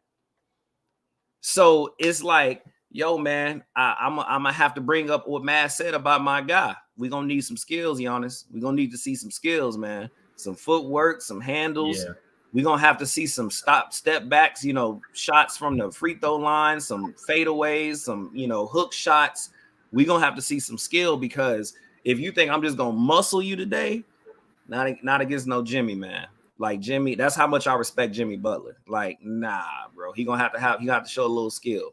So I have faith in Giannis, man, but we can't do what we normally do, where we just muscling people. Right. My guy. So let's go. Make sure y'all put y'all picks inside the comment section, man. We got 3 more games and we're gonna bring y'all in. Hit the Cash App. You know what I'm saying? Y'all overrate Jimmy Butler too much. Andre, how we overrate Jimmy too much? He a Sixer fan. He a Sixer fan. That's why. He a Sixer fan. Hey, Jimmy Butler, man, has earned my respect, bro. I have so much love and respect for that dude, man. But y'all hit the like button, y'all hit the Cash App, y'all hit the PayPal and all that stuff. Let's go into the next game, which is going to be one of the storylines that translated from this season, bro. Translated from, a situation that happened on the court live, and that's actually put a lot of fuel to this fire. So the series I'm talking about is going to be the Los Angeles Lakers versus the Memphis Grizzlies. All right, so this right here is going to be a very, very high, exciting series, bro. Let's get into it, bro. What do you see in this series between the Grizzlies and the Lakers? What do you see how the series is going to go, and matchups and all that good stuff? Man, look, it's what we talked either last night or 2 days ago. At the end of the day, man, they're going to have to – AD has to be the guy. AD has to be the guy. But you're playing with LeBron. So we already know LeBron is going to be the guy. But AD has to be the guy. Because even though LeBron, yes, he still can get you triple-doubles. He still be hitting 26-plus points. He can even drop 30. It's not the same effect as it was back when he was prime LeBron. And so I just feel like if the Lakers have a chance, they really need to utilize and make AD the head post. Now, will they do that? No. LeBron's going to be the dude. He's going to be the guy, and he's going to run everything when he's out there. But I feel like in order to be an effective and an efficient team to beat the not the Wolves, but the Grizzlies, then you're going to have to use AD and utilize the hell out of him, right? He's going to have to be the first option. I want LeBron to be the second. Will that happen again? No, it's not, because it's LeBron's team. That's how they got it set up. But I just feel like in order to actually beat this Grizzlies team, run those options through AD. Get him started from the jump. Let him run. Let him play. And then LeBron just feeds off of him. Now, since we know that's not going to happen, we know that LeBron's going to be the main guy, then I'm looking more towards the Grizzlies probably ending up beating them. And the reason why I say that is because, for one, everybody wants to beat the Lakers, bro. It's just like a tag on their head. Everybody wants to beat the Lakers. But I will say this,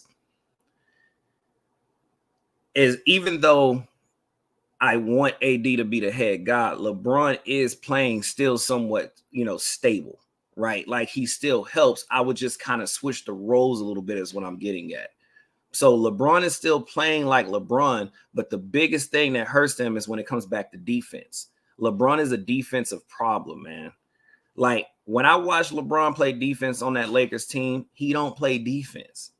He literally will play offense all day, but he don't be playing no defense. Like, he literally just kind of sit there and just turn his body around and just look. Granted, that could be to his foot, that could be to his age, things of that nature. But at the end of the day, you gotta play defense, right? And so I'm not really having faith in that man's defense at this level in his career. And when you're playing a fast-paced team like the Grizzlies that like to run, that like to play like, fast-paced recreational ball and come at you, you gonna have to stop somebody. You can't just not play defense and then want to take the shots, right? So I do really like how Reeves and the rest of those guys, AD, like, I like how those guys play. You could tell they hustle, right? But at the end of the day, they still play the LeBron James system. And the problem is LeBron James is not the 18 LeBron. This is not the 13 LeBron. This is the 2023 LeBron, right? That doesn't really play defense at all. So we need to make AD that guy. But since we know that's not going to happen, then I could possibly see, the Grizzlies coming out on top. I can see it, but should the Lakers win? Absolutely. On paper, they should. But if they end up getting beat, I just wouldn't be shocked, man. They got to switch that game role, the game plans around, and make AD that guy.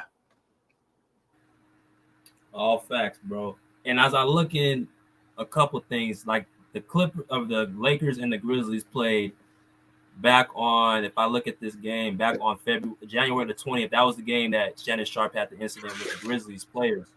The reason why I bring that game up is because that was when both teams were pretty much have both their squads. I know it's before the trade deadline, before they got rid of Russ, but both of their teams, like their main guys were there, and Anthony Davis didn't play as well. So when I look at these two matchups, first of all, you're right. Anthony Davis got to be number one option.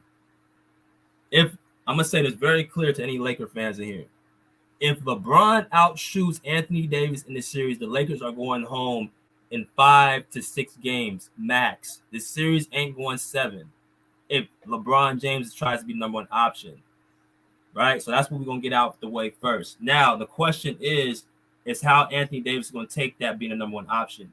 Well, the Grizzlies have two guys, their bigs, Brandon Clark and Steven Adams, out, right? So now with that, it's going to be very tough for the Grizzlies going to be able to defend that. They got Xavier Tillman and Jaren Jackson. Jaren Jackson fouls a lot on defense, and also Xavier Tillman just can't. When AD's on his – AD is AD, bro.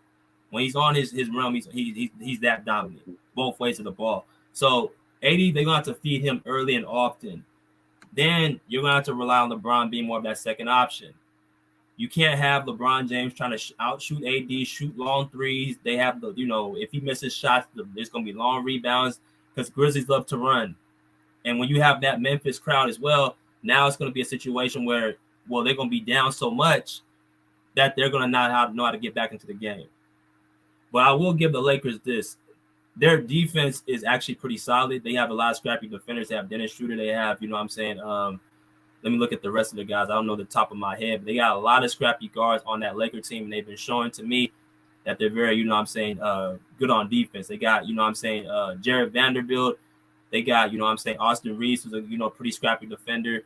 Roy Hachimura is a pretty long defender as well. So they got guys that can play defense on that perimeter to at least give Ja Morant some type of different look. Now, that's going to be the Grizzlies' advantage. They got nobody for Ja.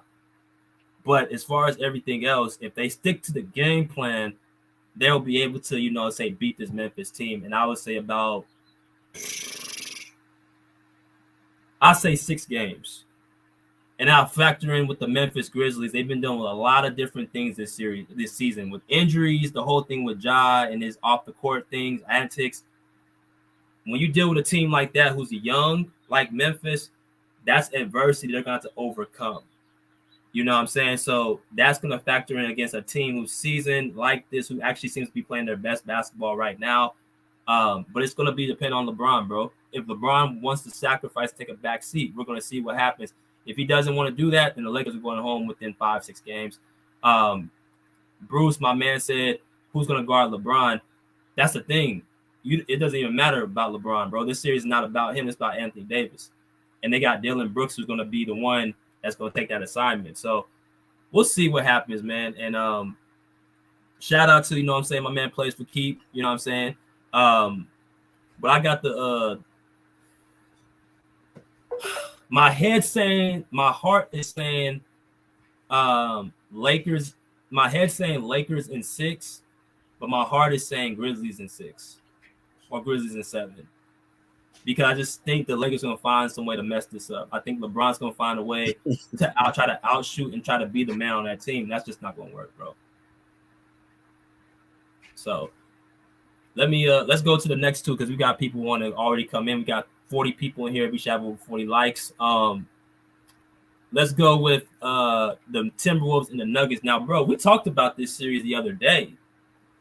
We talked about this series the other day, bro. We had some things we had to really kind of, you know, think about this series because I think a lot of people are just choosing to, you know, side with one team based off this regular season and not understand that this is about matchups again.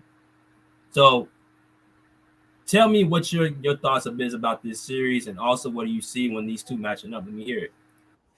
Man, look, it's like I was telling you the other night, man. If Towns, well, first of all, if the Timberwolves can play level-headed basketball, no knuckle-headed basketball, they got a possible chance. And then on top of that, Towns is faster than Joker. As great as Joker is, I'm not knocking Joker down at all. As great as he is laterally faster. He's quicker. If he just takes off on Joker, like basically makes that offense outrun his, because remember, Joker is pretty much the playmaker on that team. He's the floor general with the Denver Nuggets. So if you can pretty much outrun and body him and harass him, because they both around the same size. It ain't like Towns is like a small guy. They both around the same size. You could just be quicker and faster on your feet. There's a possible chance where you can cause a little headache over there with Denver because Joker has to get set up. He runs his team. He's the main guy. And if you mess with the main guy, if you start harassing him, then, you know, hey, man, I just look at it like this. This is how I look at it simply. If Towns can pretty much harass and take off on Joker, and then, of course, you got what's the point guard they just acquired? You got the seasoned what's the man name? What's the point guard that plays for the Wolves? Wolves. Mike Conley. And you got Mike Conley, you know, finding you down the stretch, like when you taking off. Man, look. And then you got to watch out for Mike Conley. You got to watch out for him because he brings that, you know, experience. He brings that pedigree, bro. Like, I feel like he's the big brother of that team. Like, I like him at that point guard position. You know, you could tell how the Wolves kind of play more stable now that he's on that team. So I just feel like, you know, if Towns can get it going, man, and he can kind of offset Joker and not let him get settled in, even though I feel like Joker he's going to find a way to do his thing because he is a high IQ basketball player. I just feel like, man, look, you can get him offset, man. You don't have to, you get him, you don't let him get comfortable. you can make this a nice little series. Even though the Wolves are number 8, I feel like this could be a nice little series, man. I just really do, just based off of Towns by himself against Joker. Because again, Joker's not as fast, right? And then Towns is not no pushover. I don't know where the media or whoever started bringing up where it's Towns, but Towns can shoot, Towns can dribble, Towns can run, Towns like a big ass guard. So if Towns can just offset Joker and not let him get stable, hey man, this might be a fun little series. Yes, sir. Yes, sir. Shout out to the realist for a comment I just picked up. He said Jokic will have to play defense. That's really the key to beat Nuggets, and that's where we're going with it. Notice how Rick said that Towns and Jokic, Towns is faster. Towns can shoot threes. Like, that's for a reason. Again, what does your opponent do weak and exploiting that? Jokic, when he's going to have to deal with Karl-Anthony Towns, right? Karl-Anthony Towns, he is a very talented big. We talked about this the other day, bro. Cat should be on the same level as Embiid and Jokic. He's the same. He should. But the problem with Karl-Anthony Towns, I feel like he's underachieved, especially in the playoffs. But if you look at his athleticism, his size, his shooting ability, his touch, he has the skill set and the measurements to be on the same level as Embiid and Jokic, right? So why is he reached that? Because in the playoffs, and also because I feel like he hasn't taken that next leap up. I feel like he's in that DeAndre Ayton, Domantas Sabonis kind of, field. Very, very, very good, but he's not elite yet. This series can trump all that. If he goes out there and outplays Jokic and the Wolves win, then you're talking about he's taking that next leap.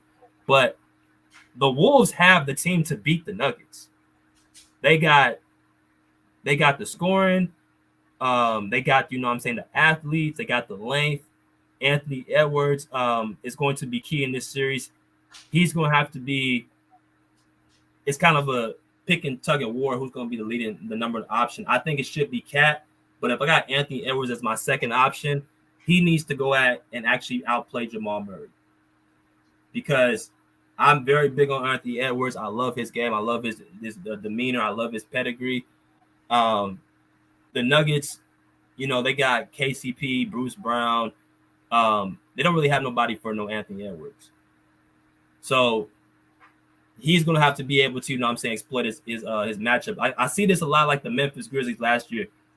The Wolves, this is why I say the Wolves, they worry me because they're not a very good team. I mean, they're not a very smart team, right? So they should have beat the Grizzlies last year in 5 games, but because of stupidity and, immaturity and also just inexperience, they lost that series. They have the talent, they have the toughness, they have the players, the star power to actually compete with a lot of teams in the league, but they just don't have the mental psyche. And that's why adding Mike Conley to this team has really, in my opinion, somewhat made them a better team because that's what they need. They need discipline. And that's what Mike Conley does. But if you talk about the Denver Nuggets, they just have a system with Jokic that really makes them elite. But, yeah.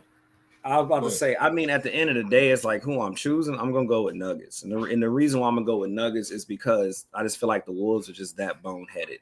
If you look at the last game, man, let me see. When was their last game?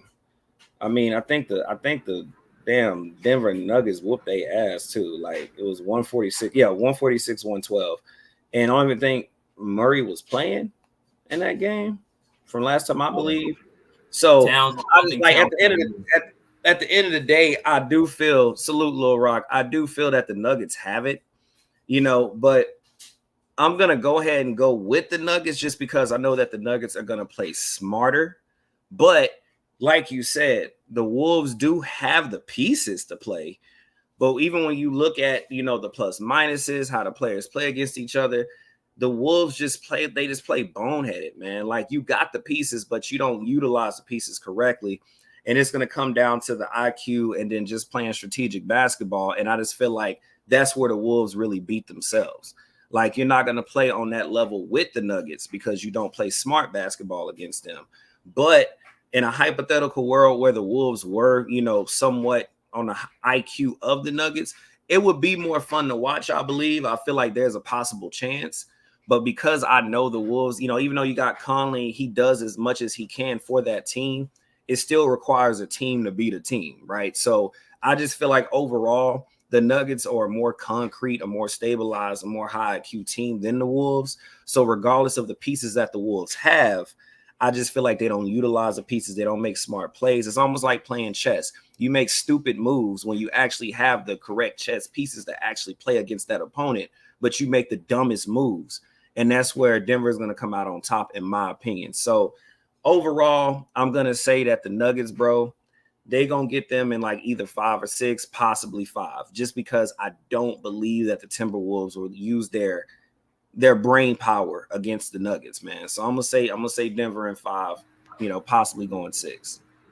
I'm gonna say Nuggets in 6. I think that T-Wolves are gonna get one of these 2 games in Denver because the first game is a fill-out game, and the Nuggets have been, inconsistent throughout the stretch of the last part of the season. So I think that's gonna play a factor, and I think that I think their competitiveness is going to get them at least 2 games, but Jaden McDaniels, another player for the Timberwolves, is out with that another bonehead. He hits a curtain last week. He hit the curtain in between the playing game against the Pelicans. Jaden McDaniels, the T-Wolves small forward, he hits a curtain and ends up being a wall right behind it, and he breaks his hand. Just dumb. Like, this is who they are, bro. This is who the T-Wolves are. They're talented, but they're dumb at the same time. So we got the Nuggets in 6 games. We got the last game, of course. You know what I'm saying? You already know what time it is, bro. Y'all already know what time it is.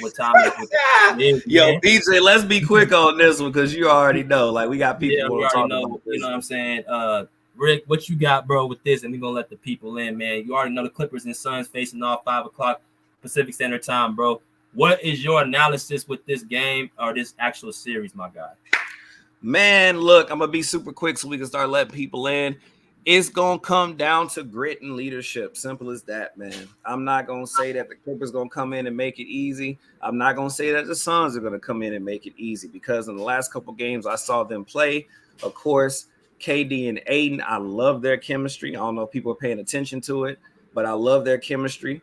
Yo, you can't forget about your boy Chris Paul. Even though he's not prime Chris Paul, he still is a good floor general. He still can maintain the floor, and then if he gets hot, then that's a problem. But let's go ahead and go over to the Clippers now. This is where Westbrook can finally get his just due. And what do I mean by that? Westbrook has always been a good player. We already know that. He's been a good player his whole career. But now he really 6'4". Well, I think he's 6'4", 6'5". And if he can keep Chris Paul off, get him off his skates and outrun him and really be a harassment, now that helps out Kawhi to really focus on KD. Granted, you're not stopping, KD, but you can at least harass and slow him down.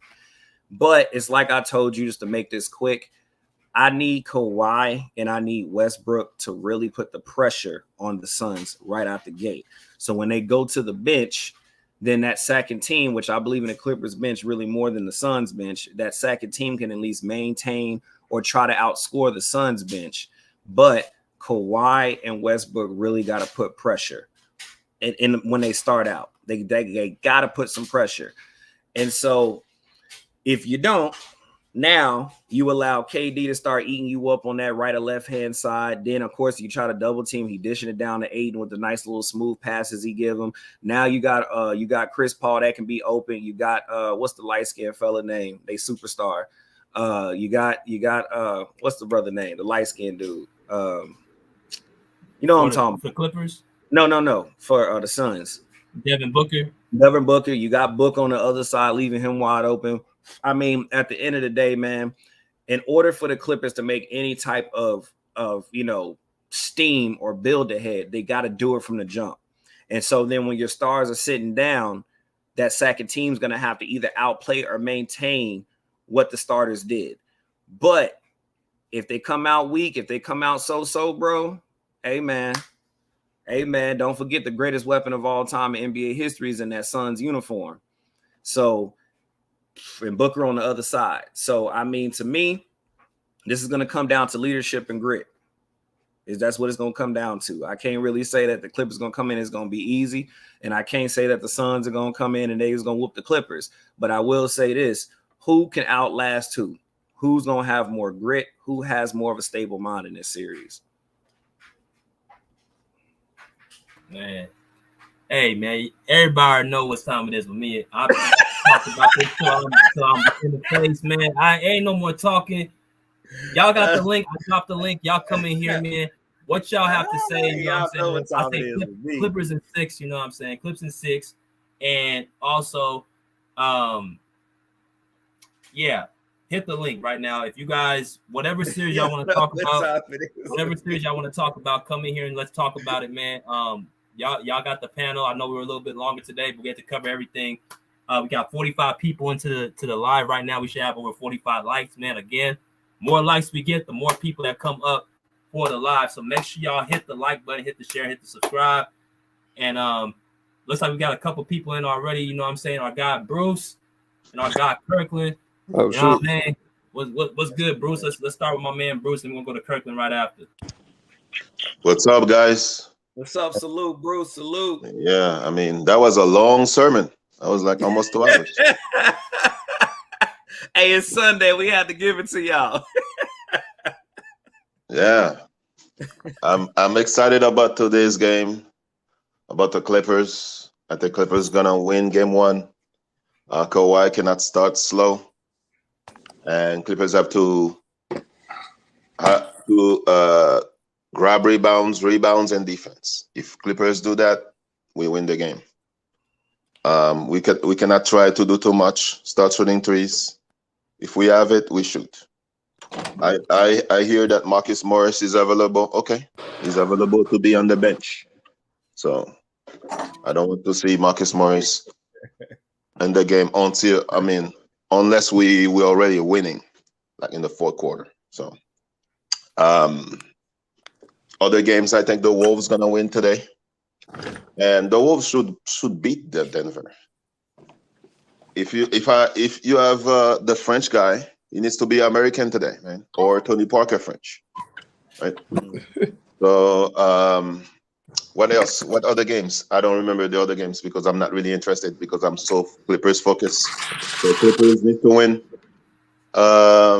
tonight, and let's get it winning. What you thought about the Warriors game yesterday, Bruce? That's your other team. The Warriors lost the game. They should win the game. The Warriors lost the game because Wiggins is rusty. And the Kings won the game because of Fox, Muck, and offensive rebounds. Because it's all because of offensive rebounds. They beat the Warriors because the Warriors could blow them out. They could blow them out. So Warriors gonna have to play much better, much better to beat the Kings because the crowd is very loud, man, very loud. I'm not in the game, and now it's already loud for me, so I had to turn down the volume. All right.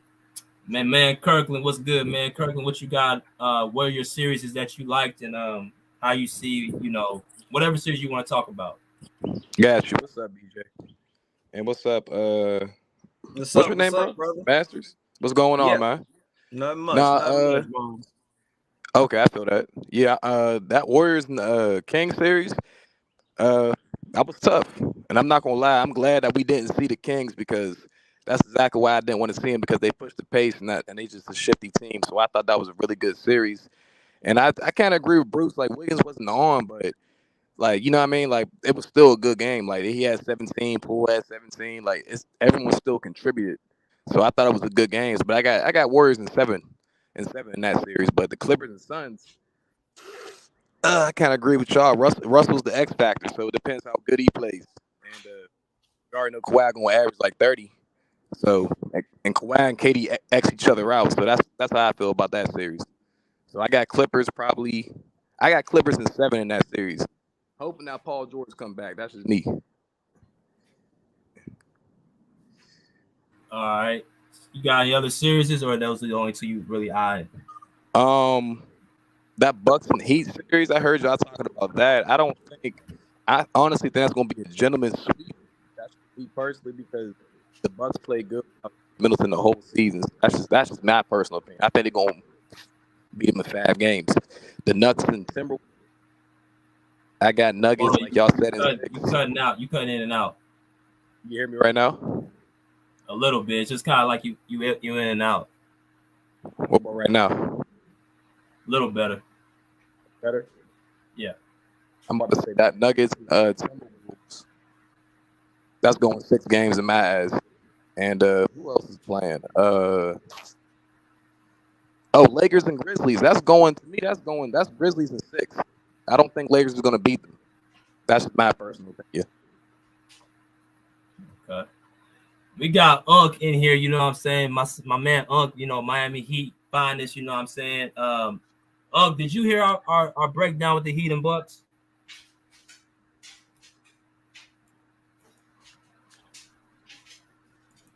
Oh, there you go. Can you hear me?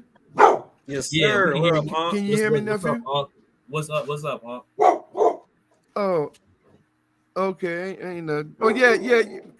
You know, I mean, I like what nephew said, man, and how. I mean, he broke it down really on point. Now, I don't know where my man get gentleman sweet, but I understand what he's saying. He's one. But here's the only thing I worry I about, which appreciate you, I've bro. been worrying about, Miami all year. Now, I ain't hear you. What'd you say? Nah, Okay. But I was Yeah, deep. ain't gonna be no gentleman sweet, bro. Yeah. You don't think so? Okay, no, that's fair. No, definitely ain't gonna be. I'm letting you know Miami gonna win it. That's all. I mean, you know, man. Oh, You know, that's we tough. be. That's I mean, hey, man. Yeah, and let me make it clear. Just because you say Miami gonna sweep, that don't mean you hating on Miami. You just feel that Bucks is the better team, and ain't nothing wrong with that. exactly. I like There's only exactly. one thing. Right. Yeah, that don't mean you hating on Miami. I mean, real talk. Only one thing I worry about Miami. That's it. One is the same thing I've been worrying about them all year. They have to be consistent in shooting and making shots. I don't worry about Miami defense. I don't worry about that at all. It's only one thing. Just like the problems they've been having all year, inconsistent on offense. Bam. If they play Facts. like they played Friday, I'm telling you, Bucks can't beat us. We're a whole different beast when we play the Bucks. It is what it is. I don't care how bad we played the rest of the year or whatever. When it comes, it's 3 teams that Miami, for whatever reason, get up to: Boston, Sixers, and the Bucks. Don't ask me why. I mean, Spurs can kick our ass. Oklahoma can kick our ass. You know what I'm saying? All the Battlefield can kick our ass. But it's 3 teams in the playoff when it comes to the playoff that Miami, I don't care how bad they play, get ready for. And that's them 3 teams: Bucks, Sixers, and Boston. And only thing I'm worrying about, I'm telling you, if Max Strus and Jimmy and Bam and Tyler do what they did Friday against the Bulls, because remember, when Miami backs up against the wall, they're just a whole different beast. I don't know why they wait till it backs up against the wall. Don't ask me. It's just something they do. It's crazy. Man, look, I pull my nails out. I don't know why they do it. Wait till they get up against the wall. But I see, hey man, I'm telling you, I see an upset. I see an upset. Miami gonna beat the Bucks, because one thing about Miami, and take it how you want to take it, the Bucks is more scared of Miami than Miami of them. Because number one, Miami ain't got nothing to lose. Ain't nobody have Miami winning. So therefore, all the pressure is off Miami, because nobody think you're gonna win anyway. The pressure is on the Bucks. So How all many thing games, I'm bro? worried about, Miami scoring. So I got a question. I got a question though for Oh, that. I don't even care. I don't really get into games, bro. I'm just one of those old school ones. I don't give a damn if it goes 7, 8, 9, 10, 11. As long as at the end of it, Miami the winner and move to the second round. That's Okay, all I worry about. I don't understand. really know. I got a question. I got a question, Unc. I got a question for you. So Okay. we talked about this situation. So I brought up the shooting too. with Strus, Mhm. Lowry, Caleb, Tyler. Those are your shooters and scorers. Right. And my thing is, Rick had an idea. I don't know what you thought about it. To deal with Giannis, what if you had Jimmy and Bam actually working together, kind of like Jimmy fronting and Bam in the backside helping on Giannis? Because I don't care, you're not finna just bulldoze over Jimmy. Like, he Right. ain't going for that. So Right. what do you think? What's your opinion on how you guys gonna deal with Giannis? But we're gonna deal with Giannis like we always know. We put Bam on him and close down the downhill. See, look at the stats. When Bam is on Giannis, Giannis stats goes down. So we just keep now. I don't know if they're gonna do it. Lately, I don't know what the fuck Spo gonna do. Spo been so disappointing to me with his inconsistency. I don't know. But when it comes to Milwaukee, it's Bam. Bam be on Giannis, and Giannis percentage goes down, and we clog up the middle. Now, my assessment is let them shoot outside all day. I don't give a damn. Let them shoot the threes. Let them shoot inside the paint, mid-range. Let them shoot. Take away the drive. Now, we're not going to take away every damn drive. Let's be real. He's going to get inside. You know what I mean? He's going to get inside. You know what I'm saying? But cut it down. Don't just one thing Miami do with him, they do clog the middle up with him where he can't go downhill on the regular. Bam is going to be on him because that's what Bam does. And when Bam watch him one-on-one, the short time that Bam do what, because they don't put Bam on the whole 48 minutes. So when Bam do, his percentage goes down on Bam because Bam is a physical player like he is. So his percentage goes down. Once you put Bam on him and clog the middle, you can contain them, not stop them. You can contain them. But here's the problem that Spo has. We cannot do that bullshit small ball shit when they got 3 and 4 7-footers and 6'10" guys out there. Now, Spo gonna have to come up with something. He has this very bad habit of his small ball bull crap. Don't ask me why. I can't answer it. I'm still throwing shit at the TV at him every time I see him with that lineup. I don't know why he do it. Now, will he change? We're going to have to see. Right. But to contain Giannis, you go put back on the middle and simply, in short, make somebody else beat you. That's it. It is what it is. Make somebody else beat you. And if he take them mid-range shots and them outside perimeters, man, give him that all day long. Hey, man, if he hit it, he hit it. But give him that all day long. And that's basically what, sum up of what we're going to have to do. But I feel real good about our chances. And I believe we can beat them because we beat them. So it ain't like it's hard to believe, but nothing is going to happen if we don't make our shots, man. That offense if they don't make them shots, man. Tyler got to step up. Max got to do exactly what he did Friday, killed the hell out of Bulls. Again, for some reason, when the back's up against the wall, that's when they come out. But there's no way you got to keep waiting until you're back up against the wall to start, goddamn it, do something. We got to hit them in the mouth from start to finish.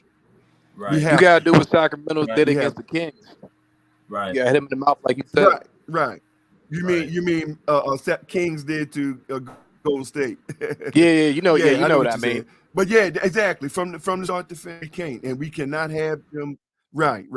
We can't have them. We can't allow them to get up 15, 20 points in the first half. Then that's game done. Game done. Right. We can't do it. We can't do it. For sure.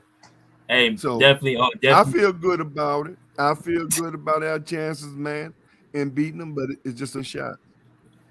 Definitely. Appreciate you always, man. The realest, man. What's good, my guy? What you got, bro? What you got with the playoffs and of course with the Clips and everything? What's good, y'all? First, let me just say, I'm glad that well, like I told y'all a couple of weeks ago, we do not want to see the Kings due to the way they play. Thank you, sir. And all fourth quarter, Mike Brown was telling his guys, push that pace even faster. So I'm glad we didn't get to see him because yeah, they would have ran us off the court. Thank you, sir. I've Especially been saying without that. PG. But you know, I think Yeah, you know what, Big Tone, man, I think Jimmy need a number one. I don't think Jimmy is a number one player. I don't think you can win with Jimmy being your number one but guy. And I'm going off you know, he's me not. being He's not. He right, but he's not number one. And Jimmy never, Jimmy never tries to be number one. Jimmy had now. I don't know why y'all say that, because if Jimmy want to take over, can't nobody stop Jimmy. And Jimmy know that. But Jimmy have a very bad habit of, I don't want to say it's a bad habit because I see what he's doing. He tries to get the Max, the Tyler's and them involved when they're not shooting well. Instead, he just taking over. He does that. Jimmy really never tries to be number one. He really never. And then if you notice, when he do go be number one, nobody stops Jimmy. It just Jimmy comes up short. Why? Because so he don't have no help. When it's just who's the number one though? Who's the number one? it's supposed to be Tyler Hero. Oh man. Because again, even Tyler Hero, when Tyler Hero go down here, can't nobody stop Tyler from getting to the hoop. Can't nobody stop Tyler from getting to his spot. But I feel you, boy, Unc, when but I we have them disagree, bad bro. offensive shooting Yeah, days, boy, it is disaster. I think it should be Bam. I think Jimmy is number one. We have them I bad. think Jimmy is number one, Tone, but I don't think he can be a number one on a He team. can be a number one. Exactly. I don't know, man. Well, I agree with you, nephew. 100. Jimmy, I always been iffy on Jimmy since the Bulls days. You know, so this go back to that whole Bulls. Right. I mean, like I said, he got the heart, but it's just man, can't Jimmy? I don't know. Jimmy is up in the air. But with the Clippers, BJ, I'm gonna go ahead and throw this. Go ahead. What'd you say, Tom? With the Clippers, man. With the Clippers, man. I'm gonna go ahead and put this out there, BJ. Man, we going back to Cali 2-0. And I'm gonna do something. I'm gonna do something like I did about 2 weeks ago when we played the Lakers. How I guaranteed victory that morning. I came in on your live and guarantee it. I'm gonna go ahead and guarantee it, man. We going back 2-0. Yeah, I disagree, man, but okay. We're gonna pull the upset, man. We're gonna pull the upset in this series. So I don't know why people think that it's so crazy that we can't get 2 games in Phoenix. I really don't understand. The Suns, we a bad matchup for the Suns, bro. Yeah. We are. I think people gonna see it tonight. And that's why I'm so disappointed in Mookie. I really am, man. How you make pretend first of all, I don't care if I tell them all the time. I don't care if Miami have all short people, bro. The average height 3 feet 2 inches. I'm never gonna put a team in front of my team. Now you can call me delusional, of course it would be, but that's just me. I'm never gonna put a team in front of my team. And for you, just because Paul George down, one guy, and with your bench and what y'all have. You understand what I'm saying? Hold on, y'all. Go ahead. I'm gonna take his phone call. Bruce. You doubted that we was gonna beat the Lakers. You didn't think we was gonna beat the Lakers, man. I told you, man. We gonna beat them, man. We gonna beat them. I'm not sure how it's a bad matchup when we haven't seen the Suns play the Clippers with KD and without Paul George. So that's yet to be seen. I mean, could that statement be true? It could be. But we can't say that yet because they haven't played yet. You feel me? Listen, I mean, I have yet to hear somebody tell me why, from a basketball standpoint, X's and O's, why they feel like the Clippers can get it done. I've been hearing all week long, they're going to take away KD. They're going to take away Devin Booker. Like, we act like that's just easier said than done. Like, we act like the Suns can't put KD at the pinch post. We act like we can't put KD off the basketball. We act like Devin Booker is not arguably the best two guard in the league. We act like Chris Paul is not one of the best floor generals, and you give him a KD and a Devin Booker coming off pin and screens on opposite sides of the floor. We act like, listen, I know DeAndre Ayton. I do think that the Clippers have an advantage with Plumlee and Zubac against Ayton, because I'm not a big Ayton fan because the Suns don't feature him. And so I'm going to give you guys that. But to sit there and say that you guys are confident to go up 2-0 and win both games in Phoenix, I mean, I just don't see it. Now, can we go back to Cali tie 1-1? Yeah, for sure. But from a basketball standpoint, I mean, you guys, I mean, Paul George isn't just some ordinary player. I mean, he's come up short. He's wet the bed, right? But he's a major piece to that puzzle. He's a 6'7", 6'8" forward who does a variety of things for that team. And then there's the rust factor. You know what I'm saying? I mean, other than Kawhi Leonard, what? Y'all gonna trust Norman Powell? Y'all gonna trust Westbrook, Terrence Mann? I mean, what are we talking about here? Hey, who gonna win? I agree with you, Hey, Maz, who winning tonight? Who winning tonight? That's a good question. The Suns question. win tonight, bro. The Suns win tonight, in my opinion. Hey, Mr. Maz, I can give you a basketball perspective why the Clippers are going to beat them in this series. Oh, please do, bro. Yeah. Please do, because I haven't heard it yet. You know what I'm saying? Please tell me. Number one for me is Russell Westbrook. Who's going to guard him? That's number one for me. Who's really guarding Russell Westbrook? And you can't play zone on Clippers because they can shoot. So it's like if he can dominate that match, that's number one, though. He can dominate Chris Paul. That's number one. Number two is going to be the bench. Because the Suns have a bench, but the Clippers have a way better bench. You can agree on that, bro. You can agree we have a better bench. And number three, we play better defense, bro. We play better defense. We have a better bench, and we match each other's stars. We have Russell, we have Kawhi, they have Devin Booker. They have Devin Booker and Kevin Durant. Okay, they got Chris Paul, but an old Chris Paul. We got Terrence Mann. We got Eric Gordon. We got if you want to, Bones. So it's like they can match the playmaking. So I don't see why this season, this series should be even up. Go ahead. Can I respectfully just because you said a lot of things there, so just let me take it step by step here.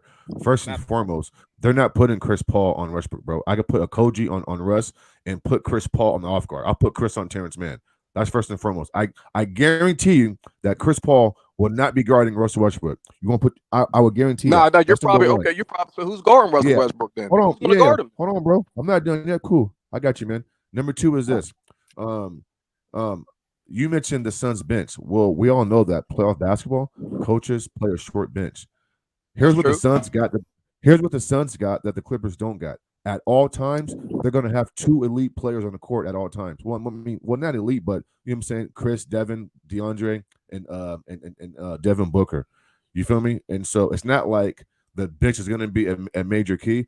I do agree that the bench for both teams have to play well and at times hit shots. But let's not act like these teams can't stagger their minutes to where you sit Devin, but you got KD on the court. You sit Kevin, but you got Booker. And so for me, I mean, it's going to be a short rotation for both teams. Here's my last point, bro. You bring up Russell Westbrook, like, okay. I mean, you said who's going to guard him? I don't know, himself. I mean, we act like Russ don't do just dumb shit. You feel me? He does. We act like Russ just don't do dumb shit. And so again, bro. So listen, if your game plan, or if you're a Clippers fan and you're baking on Russell Westbrook to dominate his individual matchup consistently, and that's a part of the reason why you're going to win, good luck. Good luck. So if we win this series, Maz, there will be no excuses, right? No excuse. You just say, "Hey, y'all won it. Next round." Of course not. So I'm just saying, if we, because Scott Foster, he's supposed to be refereeing this series, some of this games in the series. What that means? I'm just saying. I'm just because I didn't heard fans say, "Oh, the cheat is in." You said that, bro. You didn't hear me. No. I didn't say you. I didn't one time say you. So I'm just saying, if we do win, no, I'm sorry. When we pull this off, I don't want you to come in and say, hey, I don't want you to go on different channels. And you know how you move. You know how you operate on YouTube. Just said you again. You do got to keep the same energy, Mr. Mans. No, I'm asking you though. I'm asking you though. I don't want to hear you because like I said, I know how you move on YouTube on different channels. I don't want you to throw in that. Hey, facts, Scott Foster, we know his record against CP3. I don't want none of that. That's all I'm saying. I'm asking you from man to man. You're going to come in and just say, hey, y'all won. Okay, cool, bro. I respect now. Let me finish. Okay, my turn. Let me finish what I was saying. Okay, my bad. Go ahead, Big Tone. No, go ahead. You and nephew So when Kevin Durant drops, hold on. So when Kevin Durant drops about 30 a game on a good percentage, and Kawhi can't guard him, when Russ shoots the ball inefficient, does dumb shit, when Norman Powell is inconsistent, when Terrence Mann can't guard Devin Booker, bro. Right? Okay. Don't come in there when y'all losing 6 games and say we didn't have Paul George. Bro, take your L and go home. Okay? Hey, look, I agree with you. Mr. Mann, but Mr. Mann, though, keep this in mind. We the underdog. We not supposed to win. So don't say that, bro. Don't say that. No. I'm just telling you the truth. I'm just telling you. No, what I'm saying, it's not gonna be no excuse from me. We just didn't win. I'm saying we're gonna win. I'm saying we're gonna win. No, I'm saying we're gonna win. Do you feel that way though? Hold up, bro. Do you feel that way? Like Kevin Durant and Kawhi are going to X each other out. They're going to X each other out. Do you feel like the Clippers are the underdogs? You feel that way? They're the underdogs going into the series. Yes. No, I'm just saying according to the the media, everything, we are the underdog. I can't feel like we're the underdog if I feel like we're gonna win. About that? Okay, cool. I feel like we're gonna win. I feel like we're gonna win. Okay, because don't forget, you guys, Clippers deep. Oh, hold on. BJ, bro, my bad. Big Tone, bro, last point. We do know that the Suns have had the better offense before KD got there and after KD's got there. We do know that the Phoenix Suns have a top 6 defense, something that the Clippers don't have. And so when we say offensive defense, bro, the Suns have a better offense all year. They have a historic offense with Kevin Durant, and they have a top 6-7 defense with Kevin Durant. And so when you say offensive defense, bro, what are you talking about? Because the numbers don't back up what you just said. Those are facts. Okay. But none of that is proven because they had that same thing last year and got beat the fuck out by the Dallas Mavericks. Okay, that's number one. Yeah. So, okay. And Clippers missed the playoffs. So number year. 2. Okay, cool. Now, all right, don't worry about it. But now here's what I'm saying. The same way you're talking about them depending on Russ, and y'all hoping that Russ going to mess up. See, you're depending on Russ going to mess up. Nobody knows. But here's what the answer the question never been answered. Just like I asked even on Mookie's channel. Who's going to stop Russ? I don't care if Russ missed 1,000 layups. Hold on for a minute. I don't care if Russ missed 1,000 layups. One thing Russ do is get to the goddamn basket, and nobody stops him. Well, they banking on Russ stopping himself. Number 2. That's what they banking on, Tom. They banking on Russ going to stop himself. Exactly. Right. Exactly, because they never answer the question, who's going to stop Russ? That's number 1. Number 2, who's going to stop? Even though you say he's inconsistent. Who's going to stop Norman Powell from going downhill? You say inconsistent. Cool. We do that. We can do that with all the teams. Hold on. You asking me a question? No, right. Okay. Because it never was answered. But I'm gonna finish. Them 2. So answer them with them 2. Okay. Again, now the bench.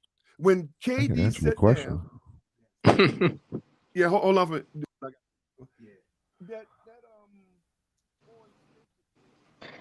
Big Tone ordering some food, man. Well, here's what I don't understand. No. My nephew come fix my son. Oh, okay. I thought you was at the drive-thru somewhere. No. I'm gonna let in the garage. I'm gonna let I'm gonna let finish, and then I'm gonna go to Jarrell because they've been waiting too. I'm gonna go to the drill after Well, I'm gonna make it quick, nephew. I'm gonna make it real quick. But my whole thing is when you keep saying Kevin scored 30. Well, Kevin Durant scored 30 last year. See, you keep saying this Kevin Durant scored 30 with this, but who gonna stop? But you never ask, okay, then if Kevin scored 30, who gonna stop Kawhi? Thank you. You understand what I'm saying? So on both sides of the coin, you got to be fair about it. Remember, Kevin scored 30 plus last year and got swept. So obvious that's not enough.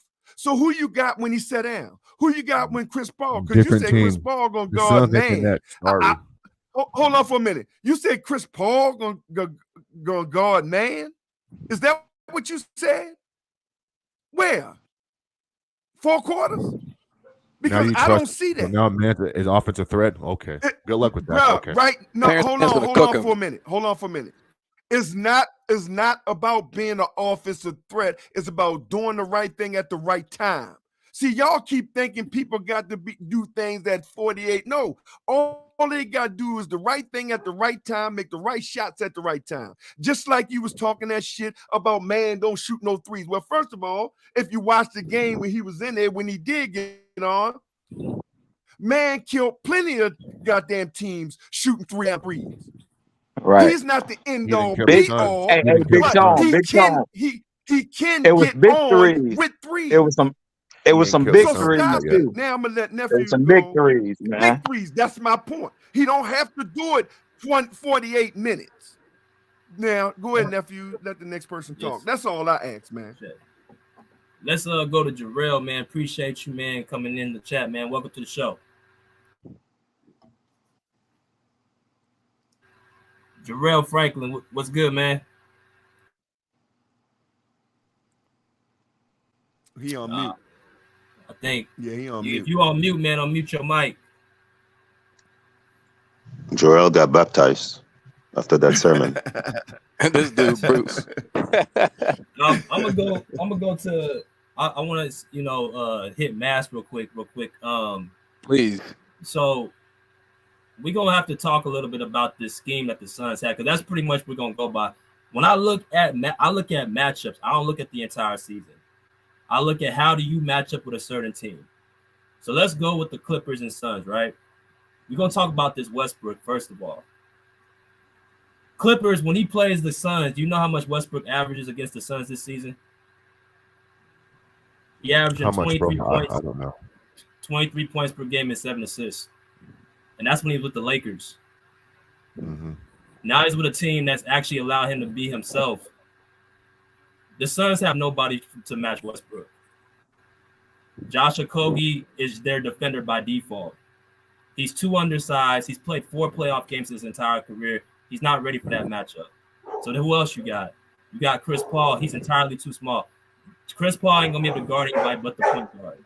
If he tries to guard Terrence Mann, who's not starting, Terrence Mann can go straight to that glass and get offensive rebounds. Chris Paul is not going to be able to box him out on the boards. That's what Terrence Mann loves to do. He loves to attack the basket, and he loves to, get on those boards. Chris Paul ain't going to be able to do nothing with that. He's too small. Then you look at the Kevin Durant matchup. Kawhi's not going to be guarding KD. It's going to be Nicholas Batum. Here's what Kevin Durant does. Kevin Durant does not want to go past you and score. He wants to shoot over the top of you. So if you have Kawhi is too short to be able to guard Kevin Durant up top. So what Tyronn Lue's going to do, he's going to put a guy who has the length to actually guard Kevin Durant up top, and that's Nicholas Batum. So you're not putting Kawhi on Kevin Durant. Also, Norman Powell. He's going to get 20-25. Again, the Clippers have Norman Powell, Russell Westbrook, Terrence Mann. They got 3 legit guys who can attack that glass. One thing the Suns do not have is rim protection. DeAndre Ayton is not a very good rim protector. Bismack Biyombo is their rim protector by default. This Clippers advantage they have over the Suns is why I say they're a bad matchup. Number one, you got bodies to throw at Kevin Durant and Devin Booker.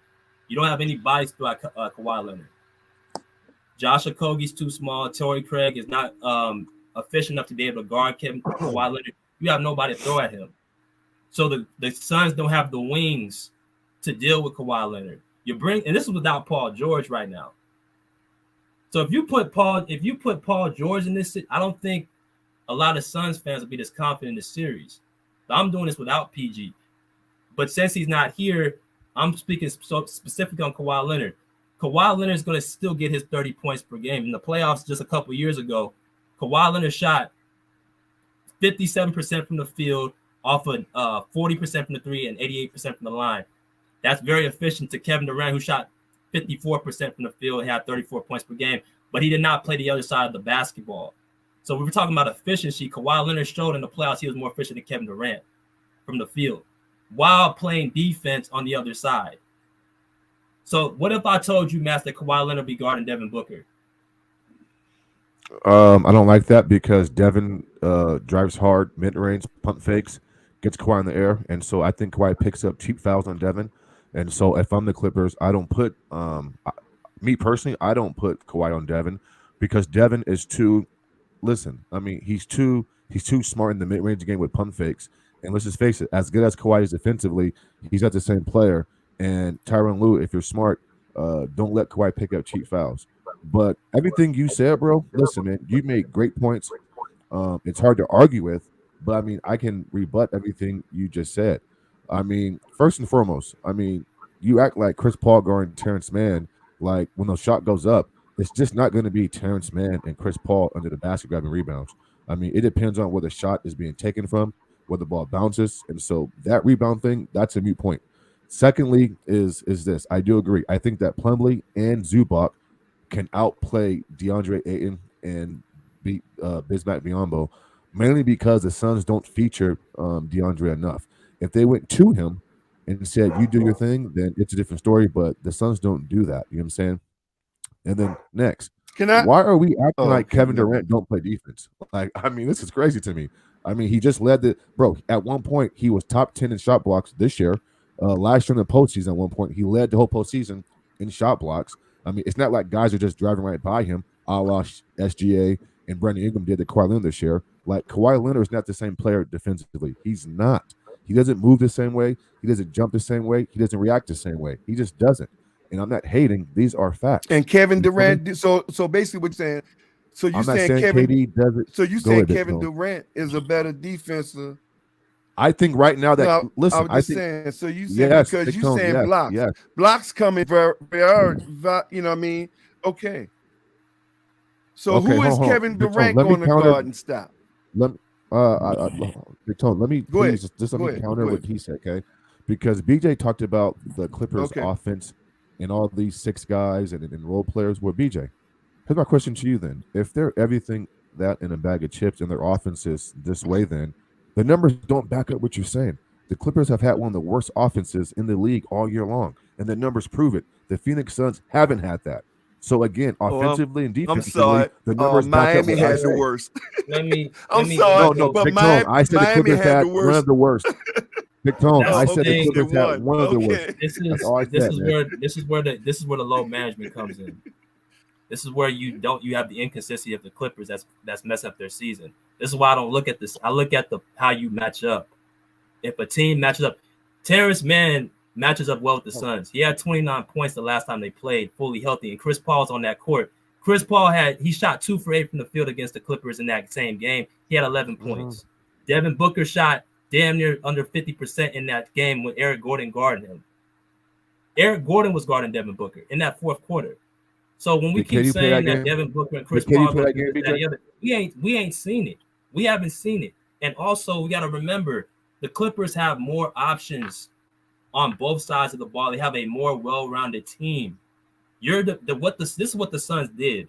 They traded away their depth for one guy, and that's Kevin Durant. They traded away Mikal Bridges, Cam Johnson, and Jay Crowder for Kevin Durant. So now you lost your depth, and now you're top heavy. So you're going to depend on Devin Booker, who's shown he hasn't been very good against the Clippers. This goes back to 2021. No, he was up 2-0 without Chris Paul versus your Clippers. I mean, no, BJ, come on, it was Chris Paul. Devin Booker showed he was not good in that series. He was up 2-0 without Chris Paul in that series. Remember Christmas games 1 and 2. He was up 2-0. This is what I've seen with the Suns, bro. This is what I see with the Suns. This is why I say the Clippers, to me, wouldn't be surprised. In that series, if Kawhi Leonard doesn't get hurt, the Suns are not going to the finals. I've seen 2 straight years the Suns have shown mental weakness. They got against a real team against Milwaukee Bucks in 2021 and got walked down 4 straight games. And then you turn around the next year, which was last year, and you get embarrassed on your home court. I don't trust the Suns makeup. You add Kevin Durant, who's historically a great player, but I've also seen Kevin Durant in many situations fall short, but we keep giving him a pass. This dude got swept last year against a team in Boston who I'm pretty sure nobody expected to sweep them. So, excuse me if I say Kawhi Leonard, if I got him on my side, who's shown in tough situations to be able to pull teams, lower teams against more supreme teams. And I've also said this Clipper team has more battle-tested guys on their team than the Suns do. That's going to factor into what the series is. Okay, cool. BJ, so you just talked about mental toughness and you brought up 2 or 3 years ago with with the Phoenix Suns losing to the Bucks down up 2-0, up 2-1 versus Dallas Mavericks. But then you just skip over the complete meltdown and that lack of mental toughness when Kawhi Leonard scored 2 points in the 4th quarter of Game 7 and completely wet the bed. If that's not mentally weak, then I don't know what is. Huh? How many times, again, so you say one instance out of that, and I give you that. How many times have we seen the Suns and Kevin Durant fall short? I haven't seen KD with the Suns fall short like that. I didn't say no. I said the Suns. Okay, let's go with the Suns then. How many times have you seen the Suns fall short and you mixing Kevin Durant, who's had meltdowns, who's gotten swept, who's given up 3-1 leads, just like Kevin Durant, just like Kawhi Leonard did?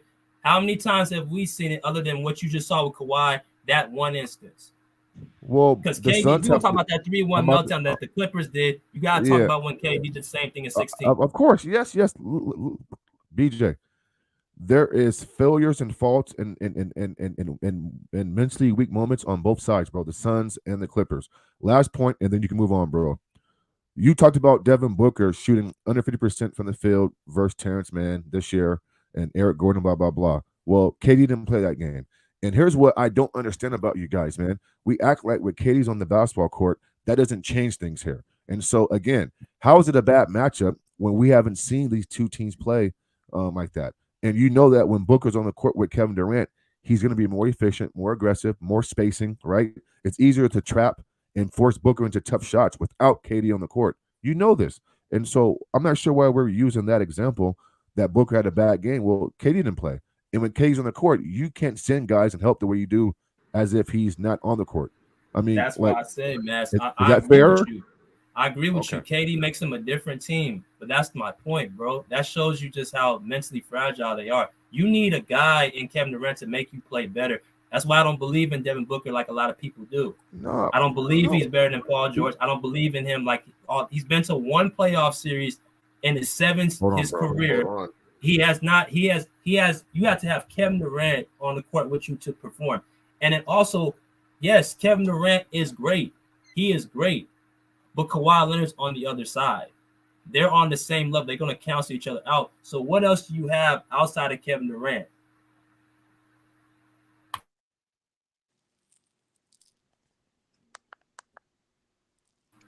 Somebody answer that question. Well, hold on, bro. Why are you mentioning Paul George and Devin Booker for it when Paul George is the ultimate mentally weak guy, bro? This dude said, "quote I couldn't sleep during the playoffs, bro. I had mental weakness." I mean, why are we comparing Devin Booker's mindset to Paul George when PG is the definition of mentally weak?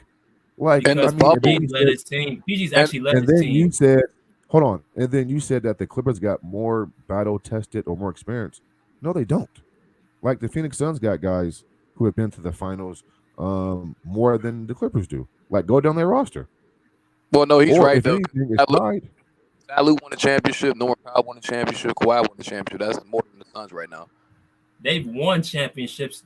Outside of Kevin Durant, nobody's won nothing on that. That's what I'm saying. That's true. Man. He's right. And he's right. I'm not talking about just, bro. Listen, it's not based on just winning. It's based on. Well, he didn't say winning. He said experience. He didn't say winning. He said more experience. I'm saying. Can somebody on this panel please tell me a team that Phoenix had to face that's actually been fully healthy and a playoff contention team? Can somebody on this panel please tell me? In practice. In these 2 seasons, can somebody on this panel tell me a team that Phoenix had to face fully strength that's a playoff contention team? 0. Nada. So how can I put my trust in their measurement? mental makeup, bro, when you haven't been tested? Can somebody tell me the Clippers record since Westbrook got there? What are they? 11-8. I mean, they've been mediocre. They've been mediocre. When you get tested, though, all out of Milwaukee Bucks, all out of Dallas Mavericks, you fold like a cheap 10. One thing you can say with the Clippers, they beat teams without their first best player. They beat the Utah Jazz without Kawhi Leonard.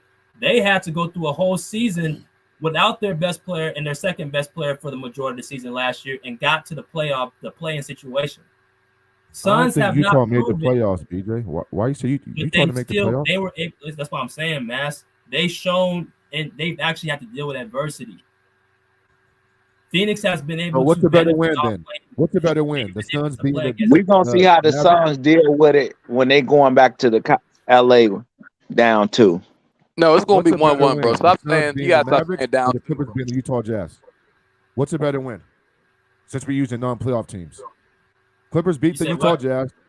I said, what's a better win? The Suns beating the Dallas Mavericks, who are not a playoff team with Kyrie and Luka, or the Clippers being the Utah Jazz? They're both non-playoff teams. Utah was the number 1 seed that year. Utah was the number 1 seed. Number 1 when Kawhi went down. Kawhi went down. Kawhi went down that game 4. Many people had Utah win that series. No one had the Clippers coming and winning that series. No one. Okay. Utah had the best offense. They had that offensive rating, that defensive rating. People talk about the Phoenix Suns. That's what Utah was. And then the Clippers come and beat them on their home court. And then they come back. I was at the game in game 6. They came down for 25 points, led by Terrence Mann and Reggie Jackson, and was able to prevail in that game. That's what builds mental toughness. I asked again, what have the Suns have to go through in the playoffs to build any type of mental toughness or character to their team? I ain't gonna lie. I ain't gonna lie. I mean, the Suns made a long postseason run to get to the finals. I mean, that's not building character. Why did they get to the finals? Mass, why did they get to the finals? Who was hurt against the Clippers? If Kawhi Leonard is there, do the Suns make the finals? They definitely don't. Yeah. Hold on. I don't know, but was he hurt versus the Denver Nuggets when they lost to the Nuggets? No, that's not my question, so we Mass. Don't know, BJ. Mass, BJ, we don't know. Mass, I don't know. I'm not sure. Maybe not. Listen, if Kawhi plays, I think the Clippers have a better chance at winning that series. Yes, I agree. But we've seen them healthy and still lose to the Denver Nuggets. So here's my thing, bro. But that season, bro. Kawhi was the best player in the Western Conference that year. There was no way in hell the Clippers were losing that series if Kawhi was the best player versus Denver too. And he let Jamal Murray drop 40. Bro, you can't keep. I'm saying specifically, and that's no way in hell. The way Devin Booker was playing in that series, you had Chris Paul, the only player that was actually contributing. They're not beating that team. They barely beat that team with just Paul George there. Yeah, because I remember that year. That year it was Kawhi in the West and KD in the East. Hold on. So then, how did the Suns go up 2-0 without Chris Paul then? They went up 2-0. Paul George missed free throws. They missed free throws. No. You guys talk about Devin Booker's numbers in games 1 and 2.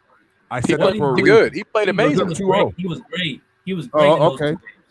But they're not winning with Kawhi Leonard there, man. They're not winning that series. If Kawhi plays, I agree. They have a better chance at winning. Listen, I'm not arguing that, but I can't say for sure they win the series because he plays. I can't do that. Well, they're not mentally. I've seen more than enough, bro. Phoenix Suns not a mentally tough team, bro. I think this series is gonna be like a game of chess, like a game of chess. The Clippers are smarter, right?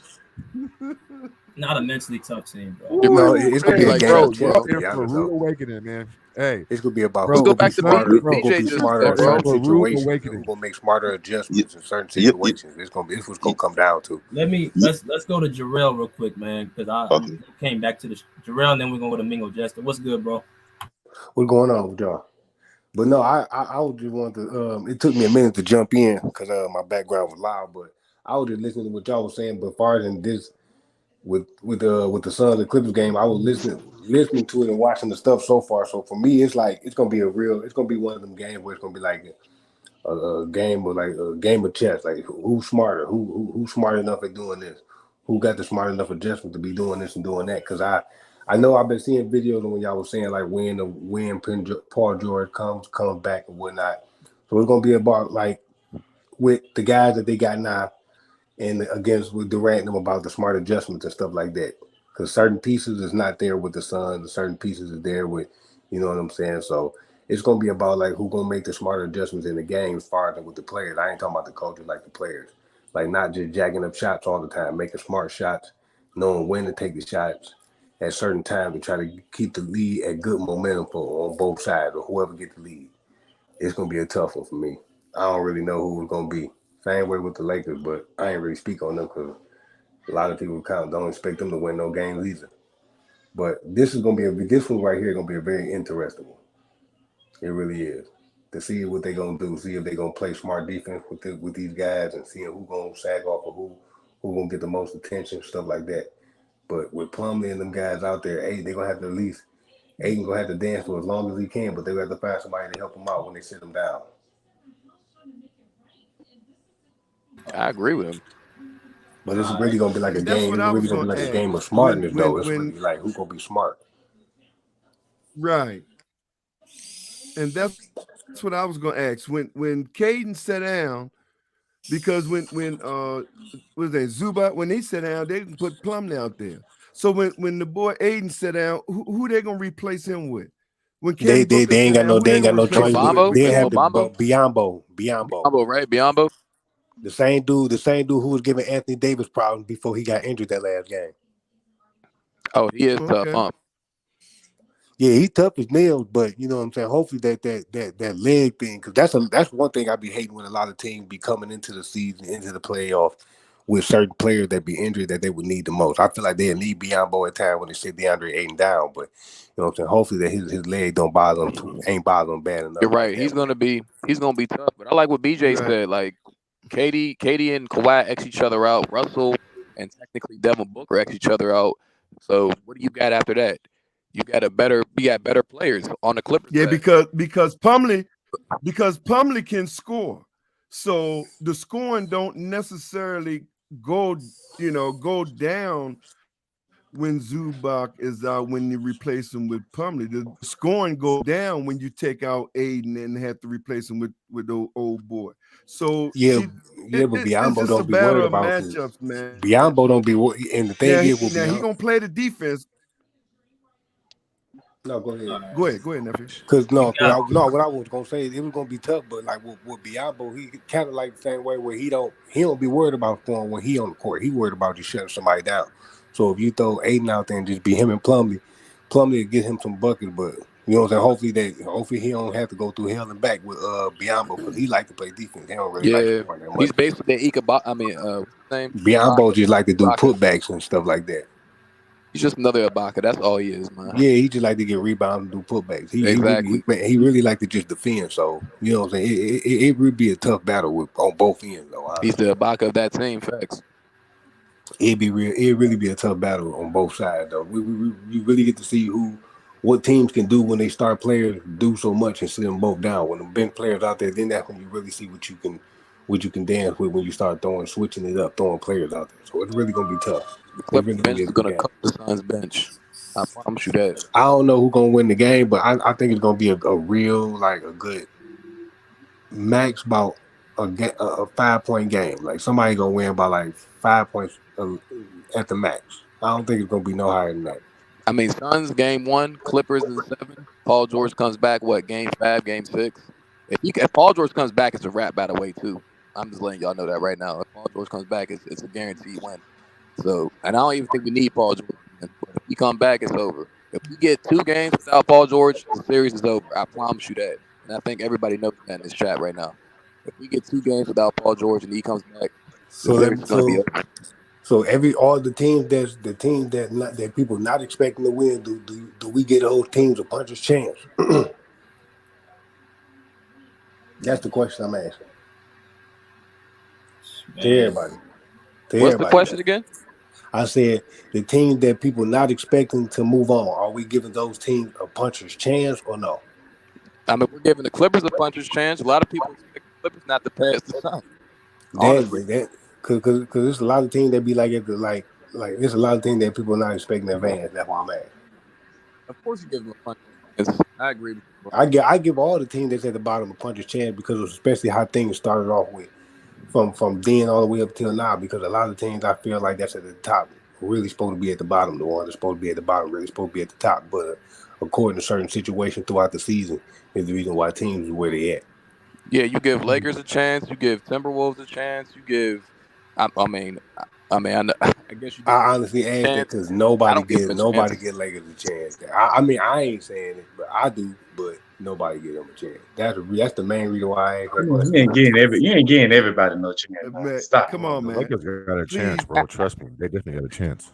More than that, actually. I agree to say Lakers. I'm saying not before the season I'm not starts. saying every team. It's just certain teams that I do give a chance. Like Miami is certain teams. It's certain teams. Like I'm not gonna give Atlanta no chance, but certain teams like Miami, certain teams that got that type of history. I give them certain teams a chance, but it's like certain. That's all I was saying. I don't give Atlanta no chance. Hell no. But they're getting swept, bro. Yeah, you're right. I ain't talking about. Yeah, that's what I'm saying. Like I don't give them no chance because I forgot who they played. They were supposed to lost the game. So it's supposed to be somebody else in that spot. So certain things happen for a reason. You can't. Wait, hold on. I hate when people do that. No, you can't say that. It ain't supposed to be nobody. They there. No, it ain't supposed to be nobody but them. What are you saying? They won the game fair and square. I'm just saying. I'm not knocking them. I'm just saying.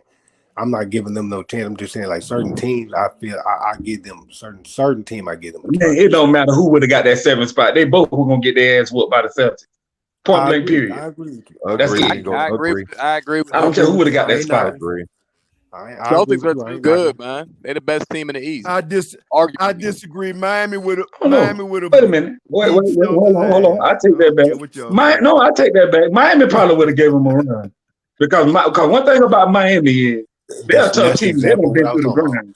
Well, given Miami has been through the grind, so I give them I give Miami a chance because they done been through the grind. They done been to the finals. That's an example of what I was talking about, my brother. I give Miami a chance. Yeah, anybody outside of Miami? No. I would have gave the Heat no chance versus Boston or Milwaukee. No chance. They I would. The first round series. I am. I give them the chance. I think Bucks are going to give them a chance. And listen, it's just my opinion. That's all it is. I'm entitled to that. It's my opinion. I'm entitled to that. Yeah. But this is the funny thing about Mr. Moss. He got faith in the Suns. Actually, the Heat now did more than the Suns have, and you got much faith in the Suns. Bro, hey, Mingo. Exactly. How does that even work? Hey, Mingo. That has nothing to do with the Heat playing the Bucks. So sorry, okay. Because guess what, bro? What are you saying sorry for? That's a stupid logic, is what I'm telling you. You got more faith in the Suns than they have for what the Heat have accomplished. Clippers. If we analyze the Suns and Clippers and then the Bucks and Heat, there's no comparison, bro. Sorry. Yeah, you're wrong on that. Stop it, man. Stop it. Actually, I'm not wrong on that. I'm not wrong on that. You biased. That's what that is. Ain't got nothing to do with being wrong. This dude will follow KD to hell. Like it is, Shawty. Y'all in for a rude exactly, Don't worry, bro. Exactly. Hey, you know what's so funny about this, man? At the end of the day, only one team gonna be the winner. At the end of the day, y'all know that. I mean, that ain't rocket science. We all know that. But no, I'm just saying. While we going back and forth saying what this team got and the other man. Only one gonna be the winner, so it ain't even no point. They gotta play the game, man. Hey, my guy, the one that just said that. Hey, my guy, the one that just said that. How did you figure that out? How did you come to that conclusion? I'm just saying. No, the reason why I'm saying that because, like I said, we call him Mass KD fanboy and all of this, man. Like I say, he said what we ain't gonna be able to do. We saying what they not gonna be able to do. Moss is. But no, I'm just saying because, like I said, we always say what. Huh? Hey, Tone, is our bet locked in, bro? Huh? For 200? Is that who? Ain't we locked in? No, I ain't betting your ass, nigga. You said Boston. We ain't Boston. God. I already got my bets on Milwaukee. All right, that's cool. No, you said, hold on. It supposed to be Boston, bro. Yeah, it was supposed to be Boston. Okay, but we no didn't worries, get no Boston. Worries. We lost Atlanta, so we got Milwaukee. All right. Yeah, Hey, yeah. just I real already quick, got my guys. bets First with and foremost, hey, BJ, man, thanks for Milwaukee. always letting me come on and say my shit, bro.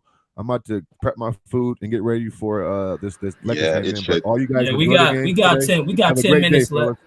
Salute, All man. right. Salute. Hey, Everybody have a we great got day 10 today, All man. right, All you Phil. guys, Be man. safe, man. we got 10 minutes, man. Okay. Game's about to start in 10 All right, minutes. So Mr. Man. we're about to shut this down a little bit, man. We got 10 minutes left. My man, I think Bubba logged off.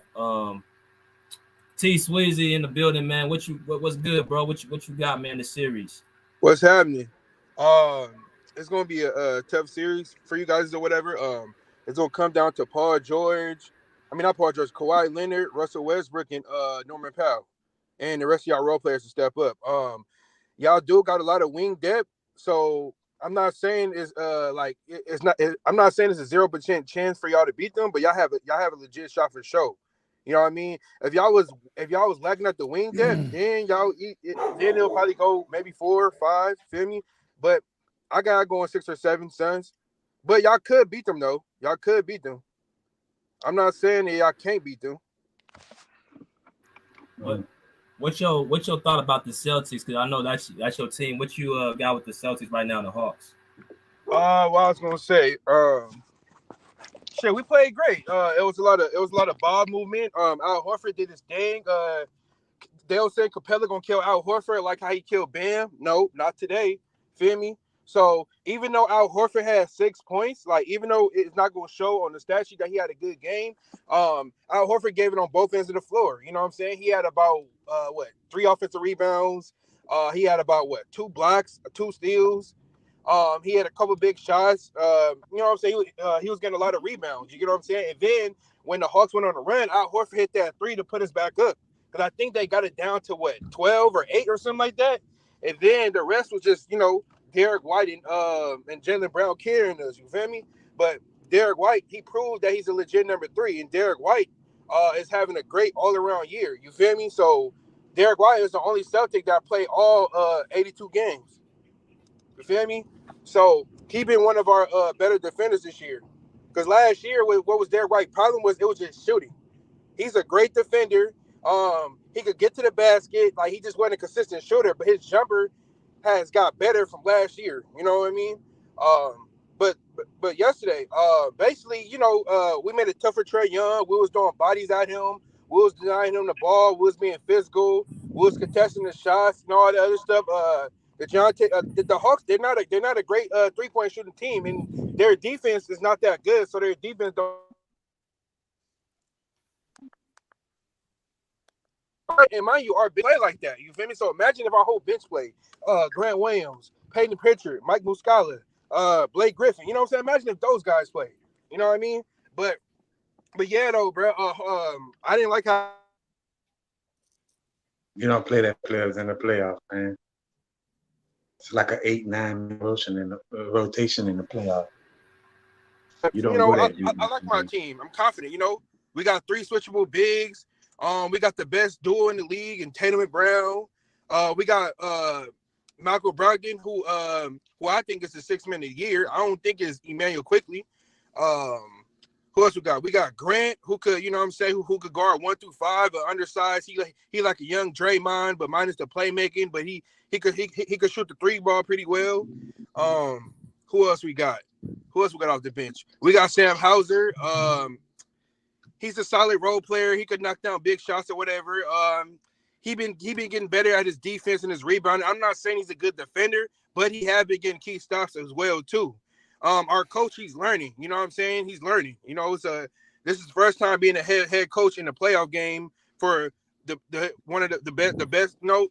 One of the historical franchises in the NBA. You know what I'm saying? He's learning. But I was disappointed on how we played the second half because it was weird. We were blowing them out, and then they came back and went on a run. By Donovich, DeJounte Murray, they went on a little run. Like, y'all been doing it all year. But it's hard. You said what? Y'all been blowing big leads all year. We did that a couple of times. I'll give you that. But then the team that lead the league in blowing double-digit leagues is the Trailblazers and the Timberwolves. They said it on TV. It's not us. Okay. But we did lose some games though. We did lose some games. Yeah. We did. Man, they ain't gonna have no chance until they either play the 76ers or the Bucks. Give me a second. Hold on. Hey, that 76ers and Celtics gonna be tough, man. Yo, man. All right, man. We gonna end it right there, man, because Lakers and Grizzlies about to come on, man.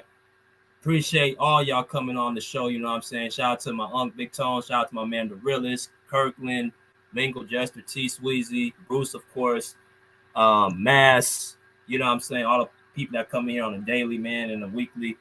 Definitely appreciate y'all coming through. Tune in tonight for LA Clipper Talk as well. We're going to have an analyst of the game. Anybody else got something they want to say before we end it?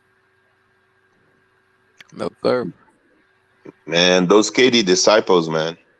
That's all. We going back 2-0, baby. That's 2-0? crazy. 2-0. 1-1. 1-1. I ain't gonna do all that. Oh, okay. All right. 1-1. I ain't gonna. That's crazy.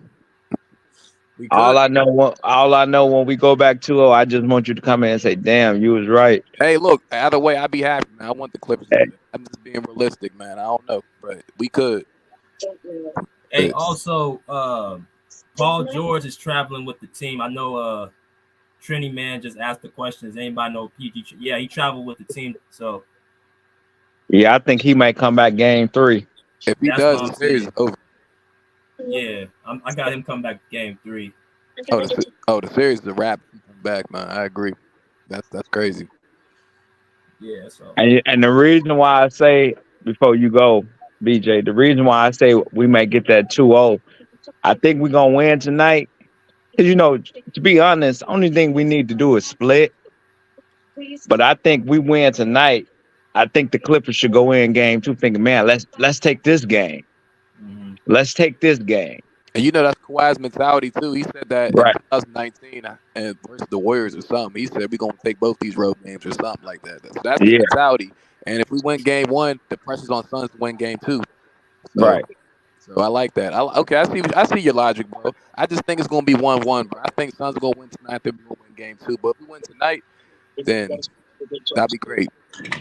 That'd be great, bro. Can you hear me, BJ? Yeah, T, we gonna my fault. I was driving. I had to check in and work. My fault. Now what I was saying was my team played great. It is some things we need to work on or whatever. You know, even like that's just ridiculous. You know what I'm saying? It is hard to blow an NBA team out because we were shooting about 55% from the 3. You know what I'm saying? But I knew we wasn't going to follow up in the second half because that's impossible for an NBA team to do that for all 4 quarters. You know what I mean? But the Hawks, they shot terrible. The Hawks couldn't buy no shot. They couldn't buy a jump shot. We stopped their pick and roll action. Clint Capella couldn't guard Al Horford in the perimeter, and also we also been having Tatum play the 4. You get what I'm saying? Because we still got Rob Williams coming off the bench. Rob Williams had about 3 blocks, 2 steals. He was 6 for 6. I think he had 12 points, 8 rebounds in limited minutes. He did great. But I'm confident in my team though. But Atlanta, I'm not gonna lie though, they got a lot of talent or whatever. They just I don't know. It's like they got too many slashers to me. Yeah, man. We gonna see. I don't know what Jeff's talking about, bro. We beat Milwaukee ass. What is he talking about?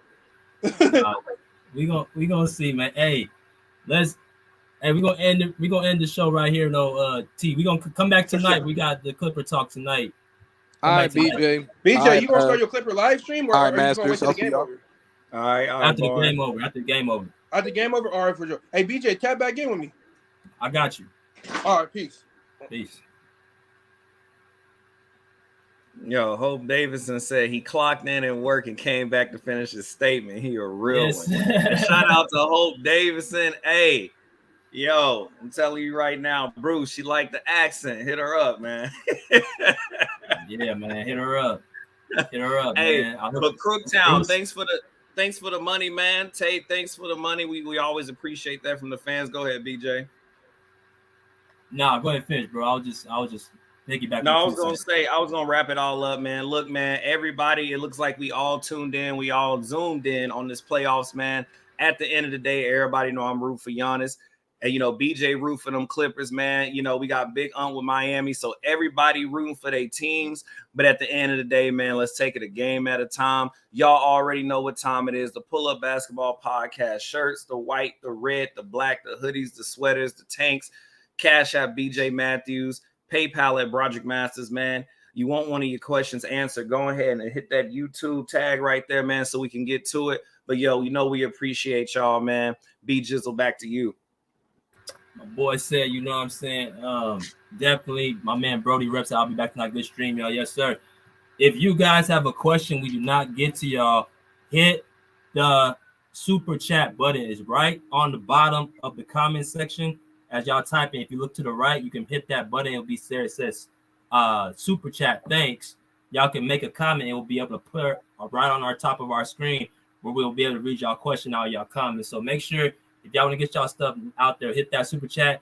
Cash App, $ BJ Matthews, PayPal, Broderick Masters is another way to get our attention because those are priority. If you guys are, sending your love and donations, we're going to always put y'all first, because we can't get to every single comment in the video. So definitely appreciate y'all coming through, man. Come back tonight for LA Clipper Talk. We'll be talking about the analysis of the Clipper Suns game. But we appreciate all the teams that's coming in here. We got different teams and different people that support different teams in the league. So that's what makes our podcast so great. But yeah, man, we'll see y'all tonight, man. Pull up a seat, pull up a chair, pull up. Peace. Out of here like swim. Wow.